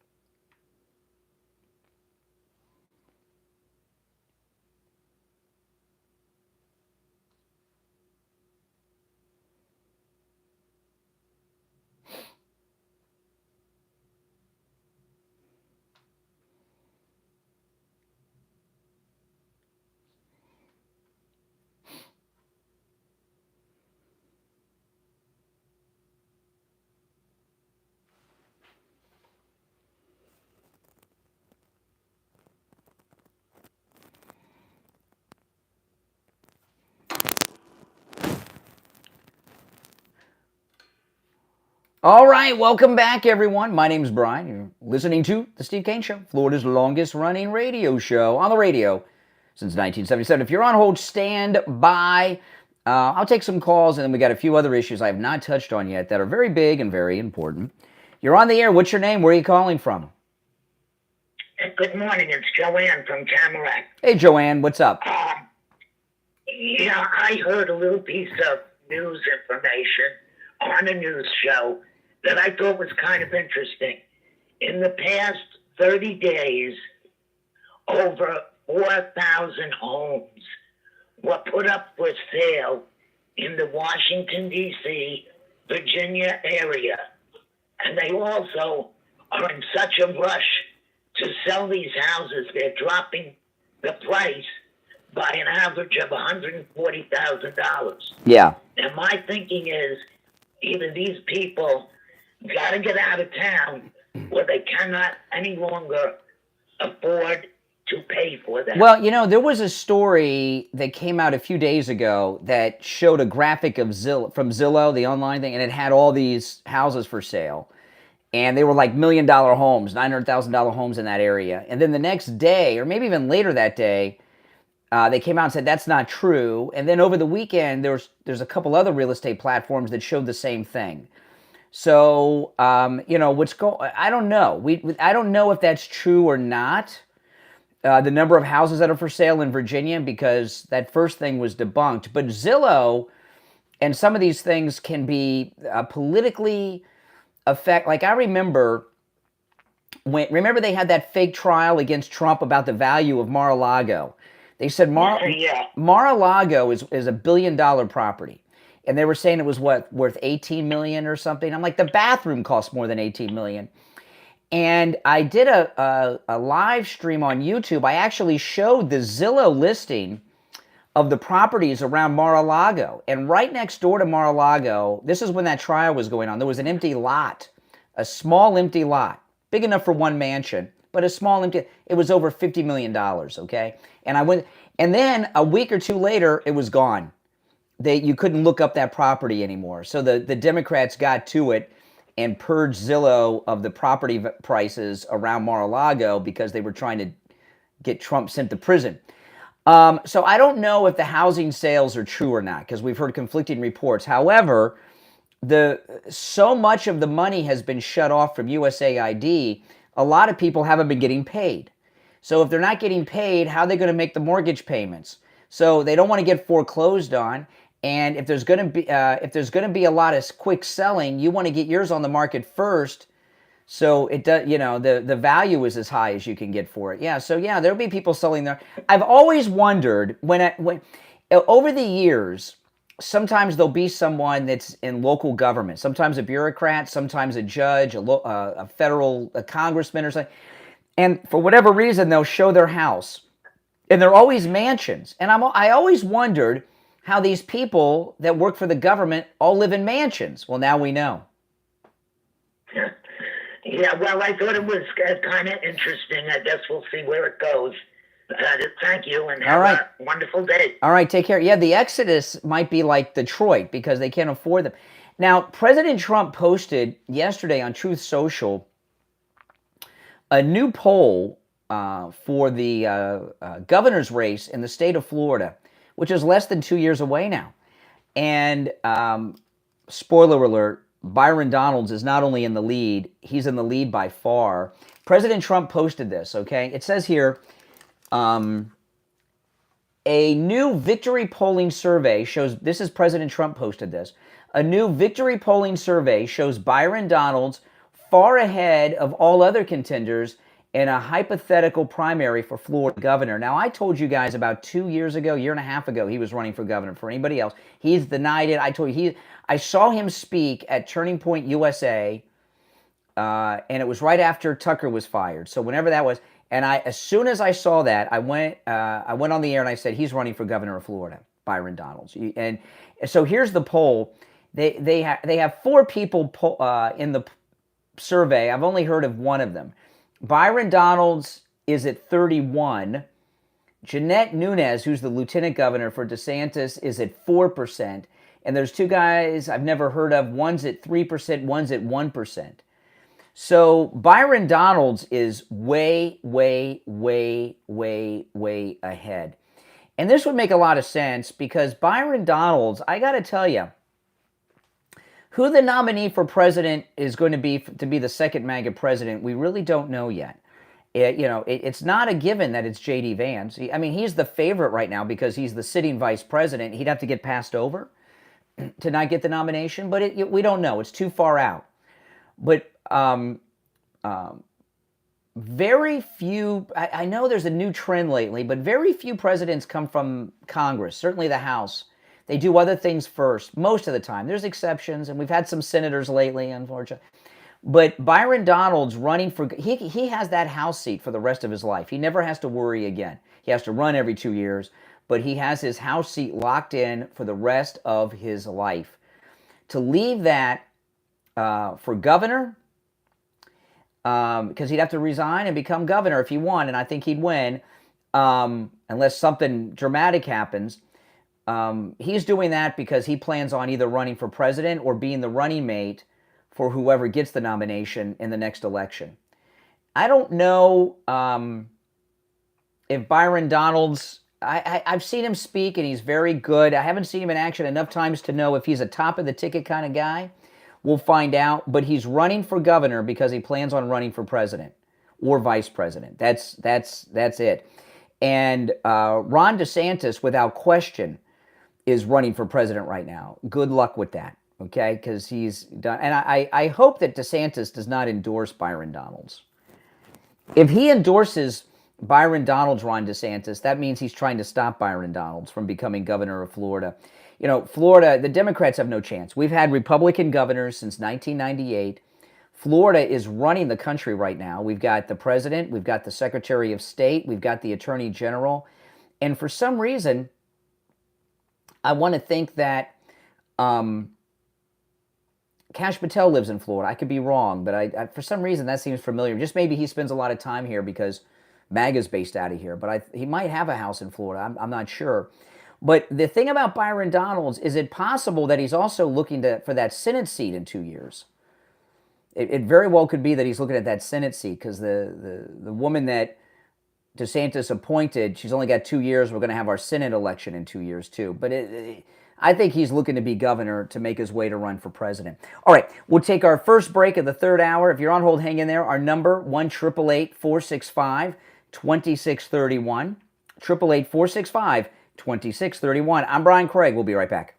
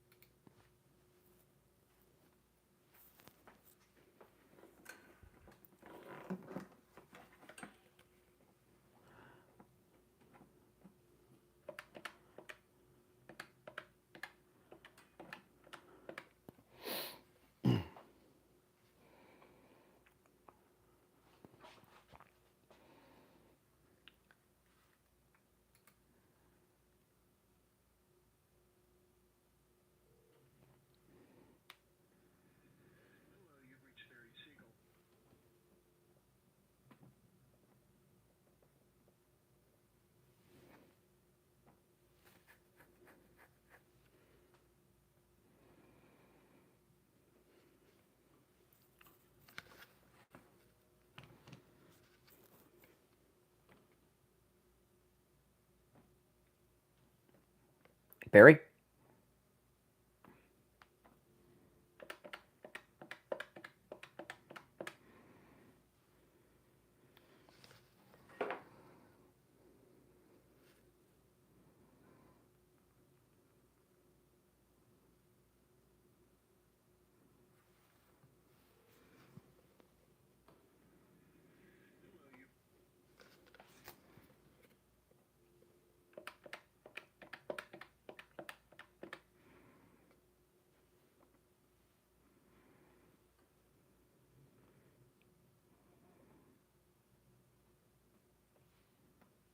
Hey, Barry, hold on.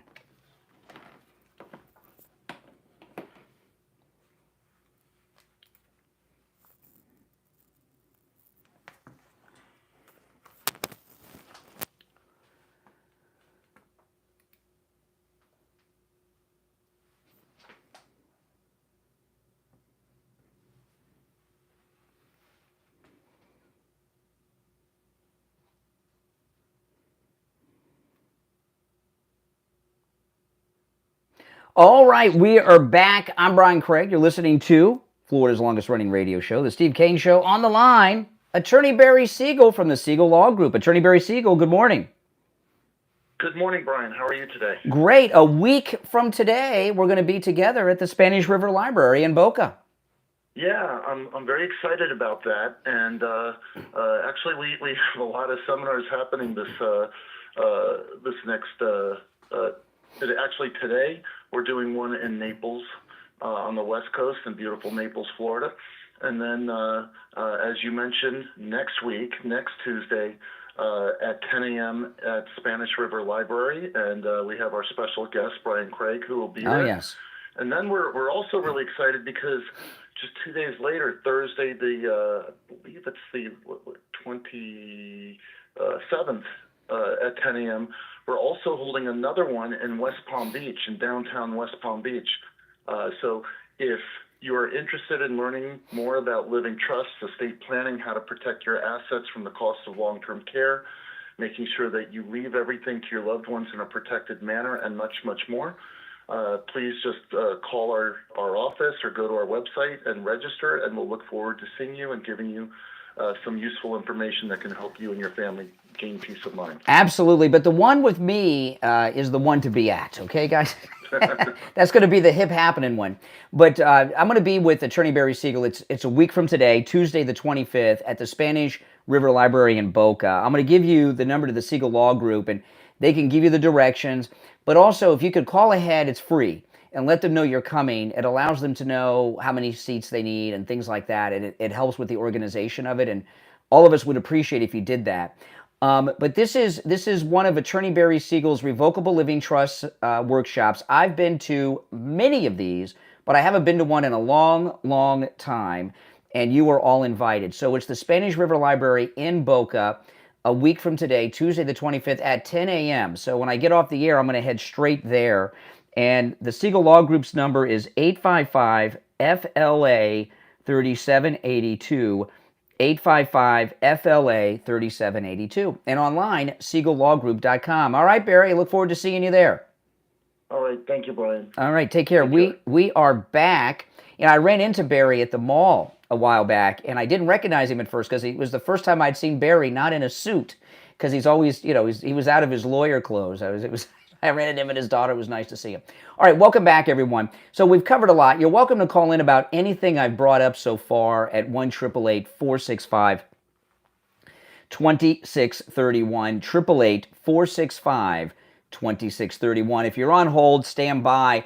I was, during the break, I was reading over this article of the exit of the Social Security Administrator. She is in a hysterical panic. I'm going to go through this in a minute. But just to recap, so yesterday, I shared it here on the air, Elon Musk released that list of the age brackets of people on, that Social Security has listed as alive, and there were people over 300 years old on that list. There's about 10 million, maybe a little bit more, maybe a little bit less, but roundabout, there's about 10 million people on the Social Security rolls who are over the age of 120 years old. And there's a panic going on about this. Now, they tried to say, oh, those people are all dead. We just, they just haven't been marked as dead. No one's getting the money. Really? Then why, a few hours later, did the head of the Social Security Administration resign? I'm going to go through this story. It was a panicked, emotional decision. It's almost like she's on the run. And a lot of them know. Remember when Trump fired that FBI director like 2 days before he got his 20-year pension? So a lot of these people, they quit. They quit on their own terms. They don't have to deal with the investigation. the embarrassment they think, and they got their benefits. They don't want to be fired or replaced or brought into human resources or something. When they tried to tell us, oh, these numbers, there's nothing wrong here. They just died a long time ago, and they didn't have computers back then, so we didn't know. Come on, give me a break. There's something going on with those Social Security numbers and the monies and everything. And whatever it is, the Social Security administrator that quit in a hysterical walkout yesterday, unannounced and unplanned, she knows something. Maybe she knows everything. But let me go through. I was surprised how dramatic this was. Listen to this. This is in the Daily Mail. The acting commissioner of the Social Security Administration quit after a disagreement with Elon Musk over the first buddy in Doge's attempt to access government records. I bet. See, a lot of the things they do, they don't have records for. That's why I'm not expecting much from the Kennedy assassination files, because when you're conspiring to do something like in Dealey Plaza, you don't have records of it. However, with the Social Security, since you've got the numbers and there's money involved and all kinds of things, there's records because they need to have, it's automatically done. She said, it says here, Musk's presence beside Trump early in his second term, he's used Doge in his quest to slash unnecessary waste, fraud, and abuse, blah, blah, blah.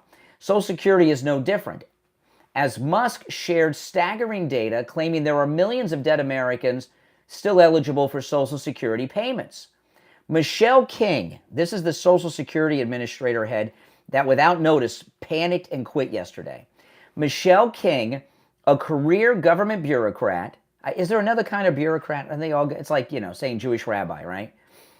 I think all bureaucrats are government workers, so you don't have to say government bureaucrat, I guess. Michelle King, a career bureaucrat who has worked for the Social Security Administration since 1994 until being named to the top post this year, clashed with Musk over his attempt to access sensitive government records. Now, this is nonsense because, again, Elon Musk has the highest top secret government clearance from the federal government because he launches rockets into space every day, okay? What I know is that Doge wanted to access Social Security's sensitive files the same way they're trying to do it at Labor and Treasury, and the acting commissioner wouldn't give it, and she was replaced, Nancy Altman, president of Social Security Works, told the Washington Post. It's unclear what records Doge was trying to access. Well, maybe who these 10 million people are over 120. Are there checks going out to them being deposited? Where's the money? What's this all about? Trump was has already nominated someone to get the role permanently, but she's been running it since. In the meantime, the agency will be led by a career Social Security anti-fraud expert as the acting commissioner. Well, if they have an anti-fraud expert, his purpose is probably to try how to hide the fraud. Okay? Give me a break. And it goes on. I don't need to go into more details of it. This woman did not flee because there's nothing fishy going on. She knows. She knows a lot about what's going on here, and she's been there her whole life, since Clinton was president. Oh, man, this is exciting. Oh, no, actually, 94. Yeah, Clinton was president in 94. You're on the air. What's your name? Where are you calling from? Hey, good morning. It's Jim from New York. How you doing? Hey, Jim. Oh, exciting times, man. Yes, it is. Regarding the Social Security number thing, I have a buddy of mine who runs, let's say, doesn't own it, but he runs a landscaping type business. Mm-hmm. And he told me years ago that they do is for some of the people who aren't here legally, they recycle dead people's Social Security numbers. So they're using those for employment. They're using them to have these people collect, I bet you. So I bet you that's where some of this is going too. And some of it may be this is how they run secret deep state operations. I don't know, like those Patriot Front. Maybe they pay these organizations through phony things like this. Who knows? You remember the Patriot Front, those undercover feds pretending to be racist, MAGA people? Yeah. They a lot of this Social Security and a lot of this fraud probably goes to fund things like that aren't legit. And you know what? To your point, the fact that these people are acting out and freaking out, they're implicating themselves. See, if you were on the up and up, right? If you're this lady, you're running Social Security, and you're on the up and up, and something like this happens, right? There's 10 million people over 120, right? On the Social Security rolls. What you say is, oh man, it's about time. This has been bugging me for years. I couldn't get anybody to pay attention to it. I just became the head last year, and I'm up to my eyeballs. I'm so glad you're here, Mr. Elon Musk. This. I don't know if it's fraud. I don't know what's going on, but she didn't do that. She ran for the hills. She did. She escaped. She fled. Is what she did. She knows. So this woman knows what's going on. She knows something about what's going on with it. Oh, so many of them in Washington do, but you're right. She implicated herself by carrying on with this fake crocodile tears nonsense yesterday. So she knows. They all know. They put this stand. We won't let him have access to sensitive data. He has access to the most top secret security clearance you can have because of SpaceX. So this idea that secrets aren't safe with Elon is absurd. Yeah, they're so outraged about personal, data, like they were with Joe the plumber when they released his personal stuff and all the, other things that they've done, the IRS, when they're using IRS against conservatives 10 years ago under Obama. This Trump, when you catch thieves, they panic. And the thing about, this Trump derangement, I saw a clip and Elon's talking about Trump derangement syndrome, how bad it is. These astronauts that have been stranded for forever on the space station, he's going to rescue them. And the Boeing astronauts that have been stranded up there, they're never Trumpers. All of a sudden, the stranded astronauts say they're not stranded. They said this last week. As soon as can you believe? It's the first recorded instance of Trump derangement syndrome off the planet. It's in space now. I'm serious. On a footnote, unrelated, Jay from Jersey. Yes. I tend to wonder, Jay from Jersey sometimes sounds like Aunt Esther from San Francisco. Yes. There is some wonder if he's what his pronouns really are. I agree. Hey, listen, I got to run for a break. Thanks for the call. There are questions about that. If you're on hold, stand by. It's the Steve Kane Show. I'm Brian. Back after this.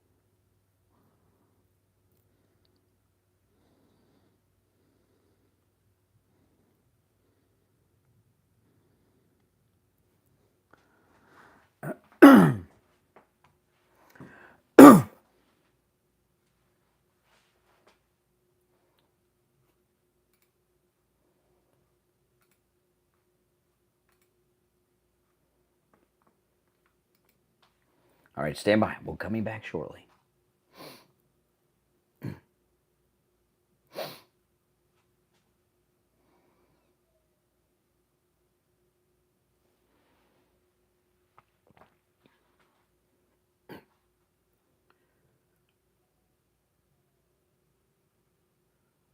Welcome back, everyone. I'm Brian Craig. You're listening to The Steve Kane Show, Florida's longest running radio show. Welcome back, one and all. We're going to go back to our phones. We've covered so much today. Oh, my goodness. There's a lot of news happening. You're on the air. What's your name? Where are you calling from? Hello. Good morning, IB and Broward. Hey, IB. What's up? Can you hear me okay? I can, yeah. If you guys wasn't talking about Rush, I might have just been listening today, but I must say that most people in this audience will agree with me that you are Rush, because I go back to the teens. When I was a teen listening to Rush on his radio, then he had a television show for a very brief period of time in the 80s. You know, so we're going back to Sally Jesse Raphael and Donahue and Geraldo and, you know, Downey Jr. and so forth. So I've been following stuff for a long time, but getting more wiser as I get older. And I just want you to know, Brian, that when you took the film of Rush when he passed at his front gate with all of the cards in the plastic preserved, I want you to know that that was the closest I've ever been to Rush. Yeah, you know what IB said. Yeah, I know it's tough. You know what happened was when Rush passed away, I went to his house, and I showed what people were leaving at the front gate of Rush's house, and it was a beautiful memorial. And Rush's wife actually came out and put cards that people were leaving cards and things at the gate when Rush passed, and Rush's wife was putting them in plastic bags and attached them to the gate because, you know, it rains all the time in Florida, to protect them. It was beautiful. I know, it was pretty emotional. It'd be pretty good. Yeah. Yeah. Okay. Well, you know, I'm sure you also remember when I said that I heard that Trump was biblically sent, and you were like, "Where'd you hear that?" And I said, "I don't remember." But I was listening very intently in 2015 and 16, very intently to Rush, and it might have been something he played, like a clip, like you do now sometimes. So he's like the original social media. You can just check in with him when it comes to politics, and he was our original social media, if you come to think of it. Yeah. I might have heard that particular phrase on a clip from his show in retrospect. Maybe. But it's possible. All right, IB, take care. We all miss Rush. There's no doubt about that. He was awesome. You're on the air. What's your name? Where are you calling from? Hey, good morning, Brian Stom. I just had a quick question for you. When they get all this money, right, out of Social Security, are they going to give it to the American people? Well, that's, you know, it's funny you say that. You know, that's very possible. Yeah, George W. Bush, who went on to be a war criminal, but George W. Bush gave a tax cut, and he gave all taxpayers received a rebate check in the mail that year. Remember that? And it was like $300 or something. I can't remember. Anybody remembers? A long time ago. And and I would not be surprised if Trump sent American taxpayers a rebate check, and it'd be more than $300. I would think maybe $5,000, $10,000 sounds good to me. Well, I mean, the standard money they give people today, they can't even live on, older people. So hopefully it goes up. I mean, listen, we've been even you are starting to wake up to Trump. I can tell in the tone of your voice. You're going to deny that now probably. But, we see what's happened with our tax money that we work so hard to pay the government, what they've been doing with it. The corrupt judge getting millions of dollars in the one case, the other judge, wife getting money. These Social Security numbers, all this stuff. I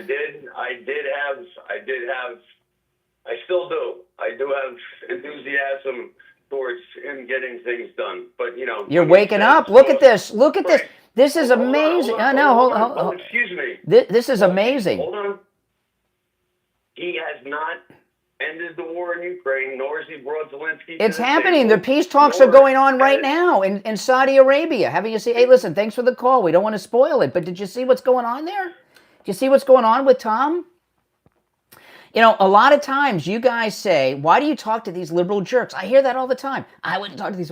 And I tell you guys, I said every time I've done a personal appearance, Steve and I, over the years, there's always at least one person, usually many, multiple, that say, I used to be a Democrat, I used to be a never-Trumper until I listened to you for so number of years, and now I'm conservative, or now I'm MAGA. And Tom, I ended the call because he was starting to go back into that, he's like an alcoholic, recovering from being a liberal never-Trumper is like alcoholism. Or giving up drug addiction, they can slide back. And you could tell this spending that's been exposed has woken up Tom. And Tom is disgusted by the Democrats, and even he's waking up to Trump. Did you hear that? So he's not MAGA yet, but he's in rehab. You can tell he's recovering. That's awesome. All right, you're on the air. What's your name? Where are you calling from? Hey, Brian, this is Gary, and I'm calling from Balls Deep and your mom. Oh, that's nice. You get that, Mike? Isn't that nice? Oh my goodness. Yeah. Oh my goodness. First time Mike had to use the delay today. If you're on hold, stand by as we wait for the delay to re-engage.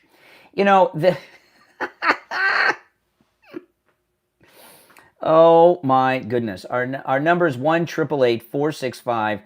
888-465-2631. But the call with Tom was a very, very powerful call. His voice was even different. He didn't sound like his normal deranged self.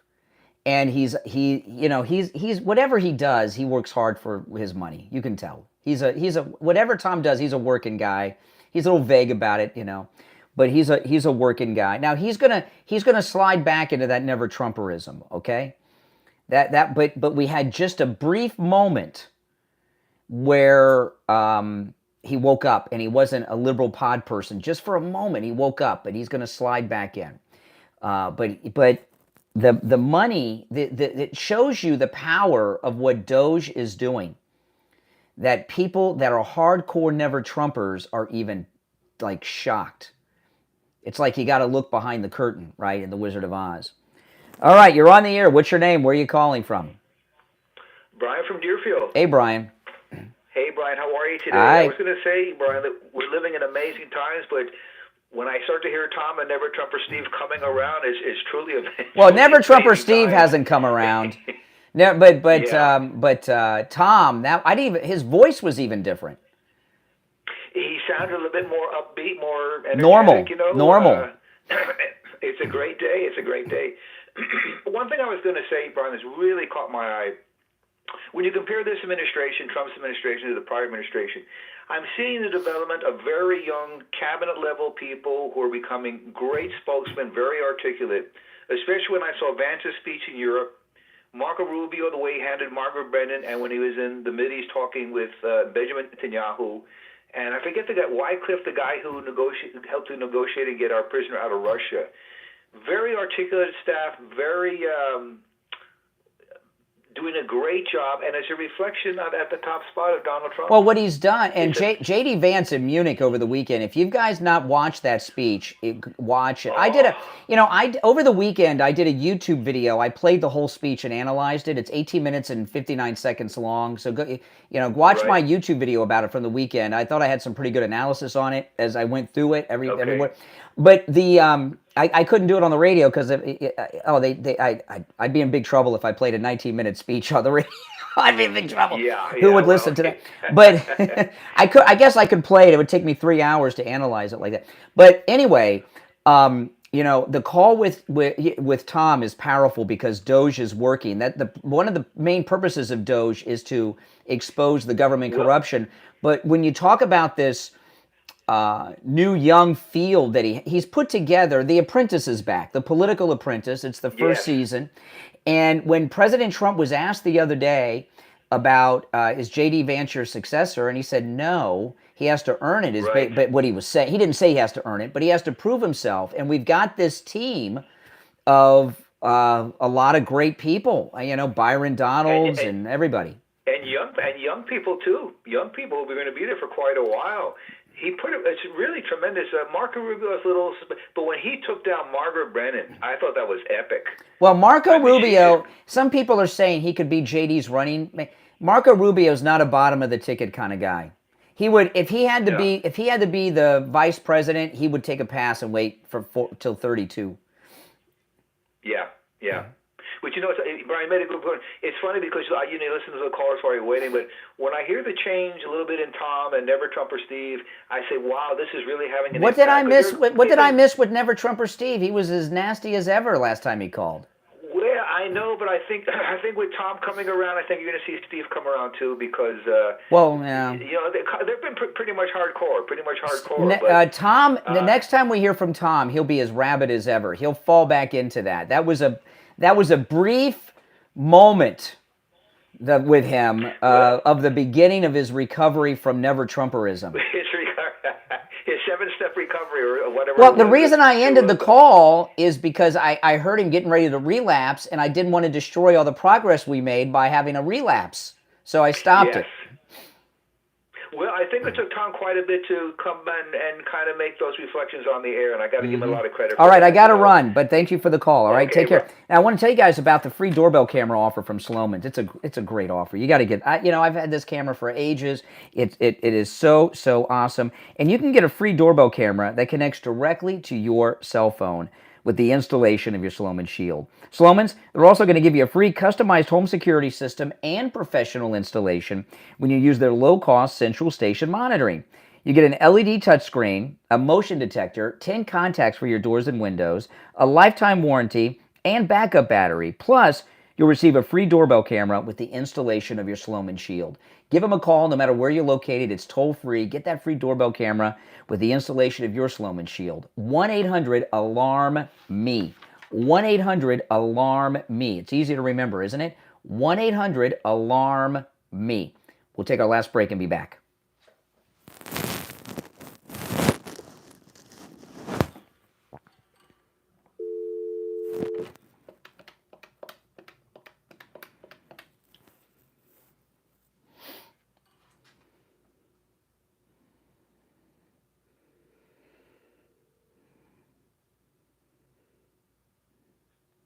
Hey there, hold on.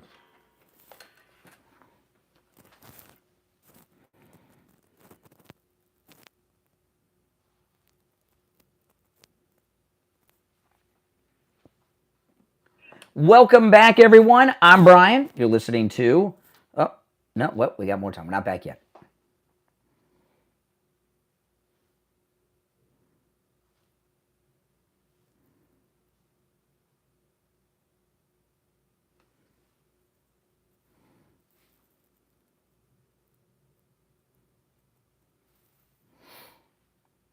False cue, false start.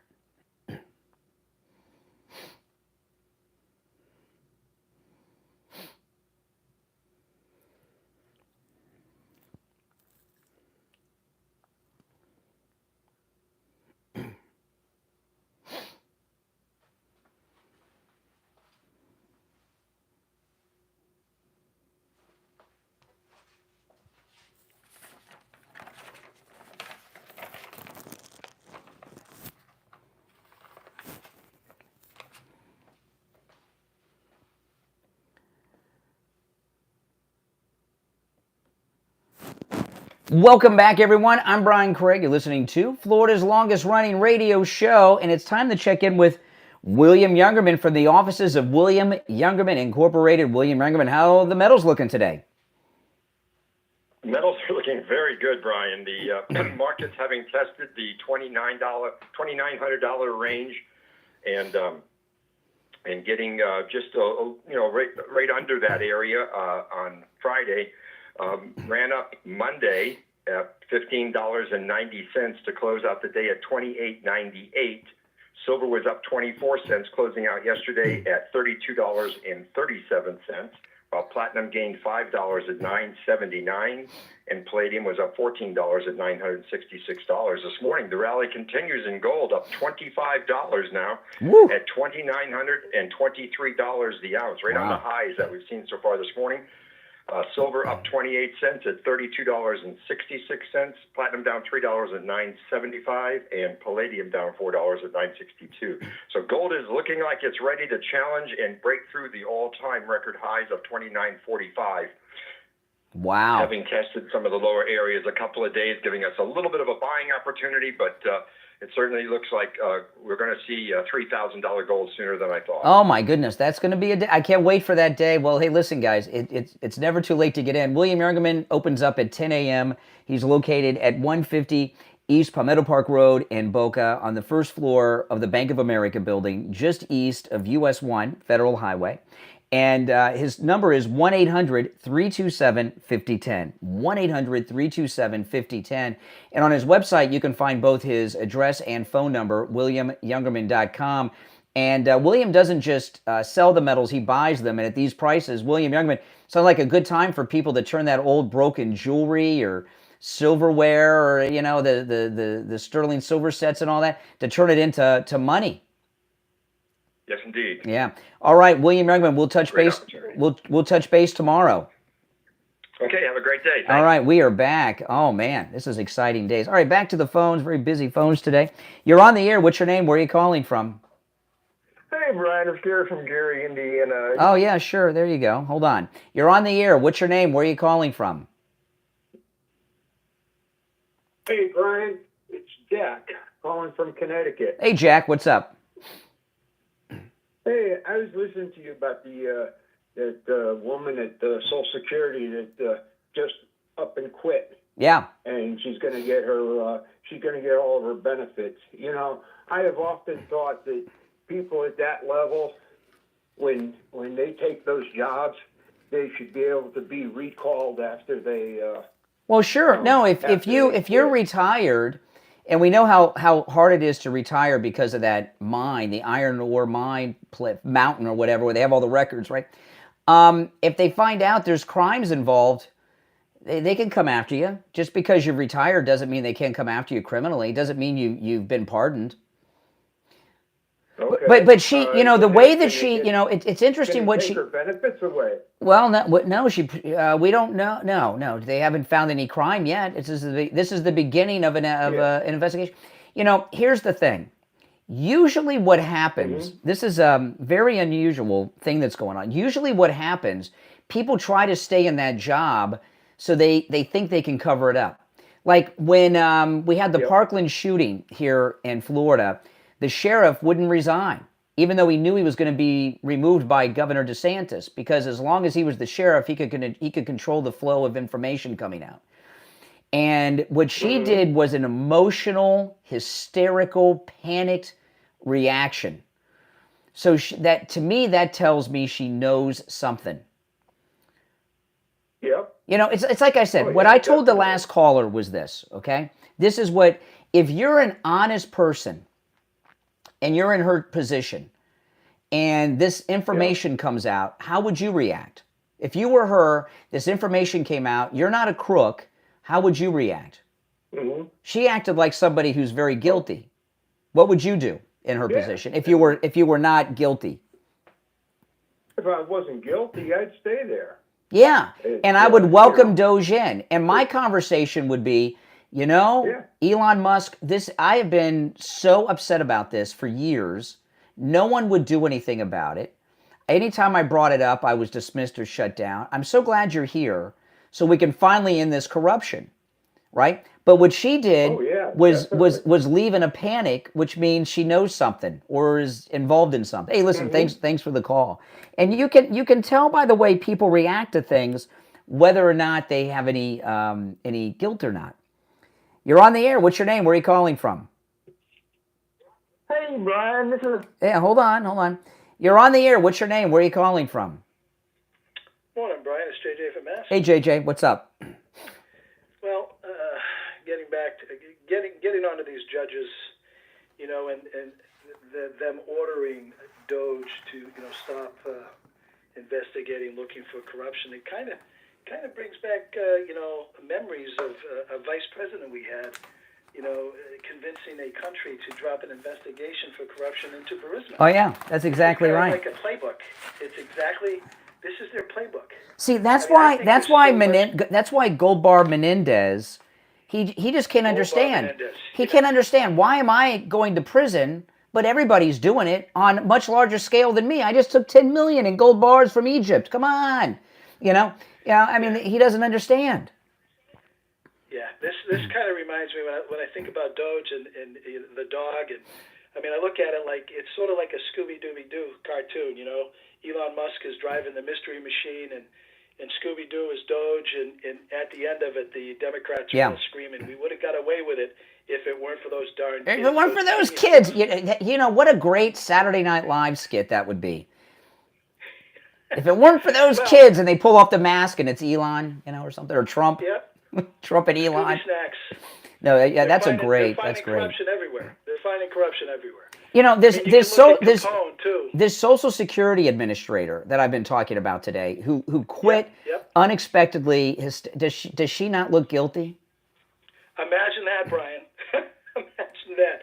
She quit. I mean, I think we should, I think that's going to happen a lot more. There's going to be a lot of people that every place Doge goes, people are just going to start not coming into work and moving to foreign countries.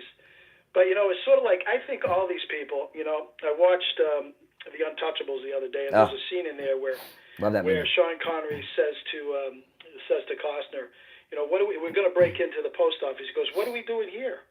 And he turns to them, Connery turns to Costner and says, "Everybody knows where the booze is. That's right. The problem is who wants to cross Capone." Well, I think everybody in the government, the people they all know where the corruption is. Yeah, that's the dramatic scene where that's when they grabbed the shotguns and walked across the street. You can't come in here. What are you doing? Yeah, that's a good one. Exactly. I've seen that movie 100 times. Remember Schumer? Yeah. Yeah, it's a great movie. Schumer says, they had 6 different ways from Sunday to get back at you. That's right. Well, the whole thing is, the Democrats and the Republicans, they're both crime families for the crime syndicate of the. Donald Trump comes along, he doesn't belong to either one. Well, the question is, we're seeing all this corruption being exposed, but no one's been charged yet or anything, and I'm hoping Pam Bondi is just waiting for Kash Patel to get confirmed. Yeah, I believe she is. But I believe there's a lot of, I think the planning for who they were going to be going after. I mean, I look at, there's a 5-year statute of limitations on federal crimes. And to me, the most important but these are ongoing federal crimes, because every time there's a deposit, you restart it. Every time there's a transaction. That type of stuff, yes. What I'm talking about is things that could benefit the country. Because I look at the elections. Well, listen, I'm running towards the end, so I'll give you the final word though, because I gotta run. Well, I just, God bless MAGA and Brian. You don't need notes, buddy. You're pretty good at That's right. I do need notes for the phone numbers for the live spots, though. I do need that. Because sometimes, but other than that, I don't. You know what I'm talking about on the 5. Come on, if you watch the 5 moving forward, you won't be able to unsee it. All right, take care. Thanks for the call. Now I want to tell you guys about Dr. Philip Appleton. Yeah, I need no notes for Dr. Appleton except for the phone number, because I might give you his cell phone number since Dr. Appleton and I text so much and talk. But when I tell you he's rid me of pain 7 times, the pains he rid me of were god-awful pains. When I went in there the first time I injured my shoulder, it was on a Saturday. I made no appointment. I just showed up because appointments are not necessary, even on Saturdays. I was in so much pain. I was almost in tears. And I said, "Doc," I said, "I'm going to need all your powers of miracle work today." And I said, I'm going to have to I know I'm going to have surgery. And by the time I was leaving his office, I was feeling better. The pain was already going away. Okay? And I said, Doc, I said, if I would have gone to the orthopedics, they'd have had the surgery scheduled already. He's like, yeah, all right. So, he is amazing. And the laser treatment works on every type of pain I've ever heard of. This is a very incomplete list, okay? Arthritis, bursitis, work injuries, sports injuries, strains and sprains, repetitive motion injuries, post-surgical swelling, neck and back injuries, knee pain, tinnitus, sciatica, spinal stenosis, fibromyalgia, plantar fasciitis. I've heard terrible stories about the pain that causes. Rotary tears, herniated discs, acute pain, chronic pain. The list goes on. Give them a call. The only thing you have to lose is your pain. 954-973-0710. 954-973-0710. That's 954-973-0710. Give Dr. Appleton a call and say bye-bye to your pain. Online, AppletonChiro.com. All right, let's go. You're on the air. What's your name? Where are you calling from? Yeah, okay, that's what I figured. Okay. You're on the air. What's your name? Where are you calling from? There you go. All right. You're on the air. What's your name? Where are you calling from? Michael from Long Island. How you doing? All right, Michael. What's up? Yeah, I just wanted to talk about the Kash Patel, and I think Trump is doing an outstanding job. Just wanted to talk about that. I think he's living up to everything that he said he was going to do. I think this guy's going to go down as, I think, the greatest president of all time. And I'm really looking forward to the Kash Patel nomination, when he gets nominated, because then I think stuff that, shit's really going to hit the fan. Oh, there you go, Mike. Last call of the day. Hit the dump. Oh, my goodness. Yes. Oh, boy. You always got to have one finger on the dump, Mike, right? Oh, my goodness. Nice guy, but poor choice of words. I always say, I said this earlier in the show, whenever I take that one last call that I shouldn't take because of the time, then that happens. Listen, guys, we'll be back tomorrow at 6 a.m., and I got to about maybe 10% of my show prep today. There's so much happening in the news. But, yeah, Kash Patel's going through the committee today, then the Senate, and then it's really going to happen. Yeah. You think they'll stop calling us a racist when we have a non-white FBI director that's arresting all these Democrat criminals? All right, guys, listen. It's the Steve Kane Show, Florida's longest-running radio show. Don't forget, I'll see you next Tuesday, a week from today, Spanish River Library at 10 a.m. with Attorney Barry Siegel. My name is Brian Craig. This is the Steve Kane Radio Show. Take care, everyone. Have a great day. See you tomorrow morning at 6 a.m. Okay. And we're clear. Well, thanks for tuning in, everyone. If you're new, make sure that you subscribe. All right? Take care. I will see you all later.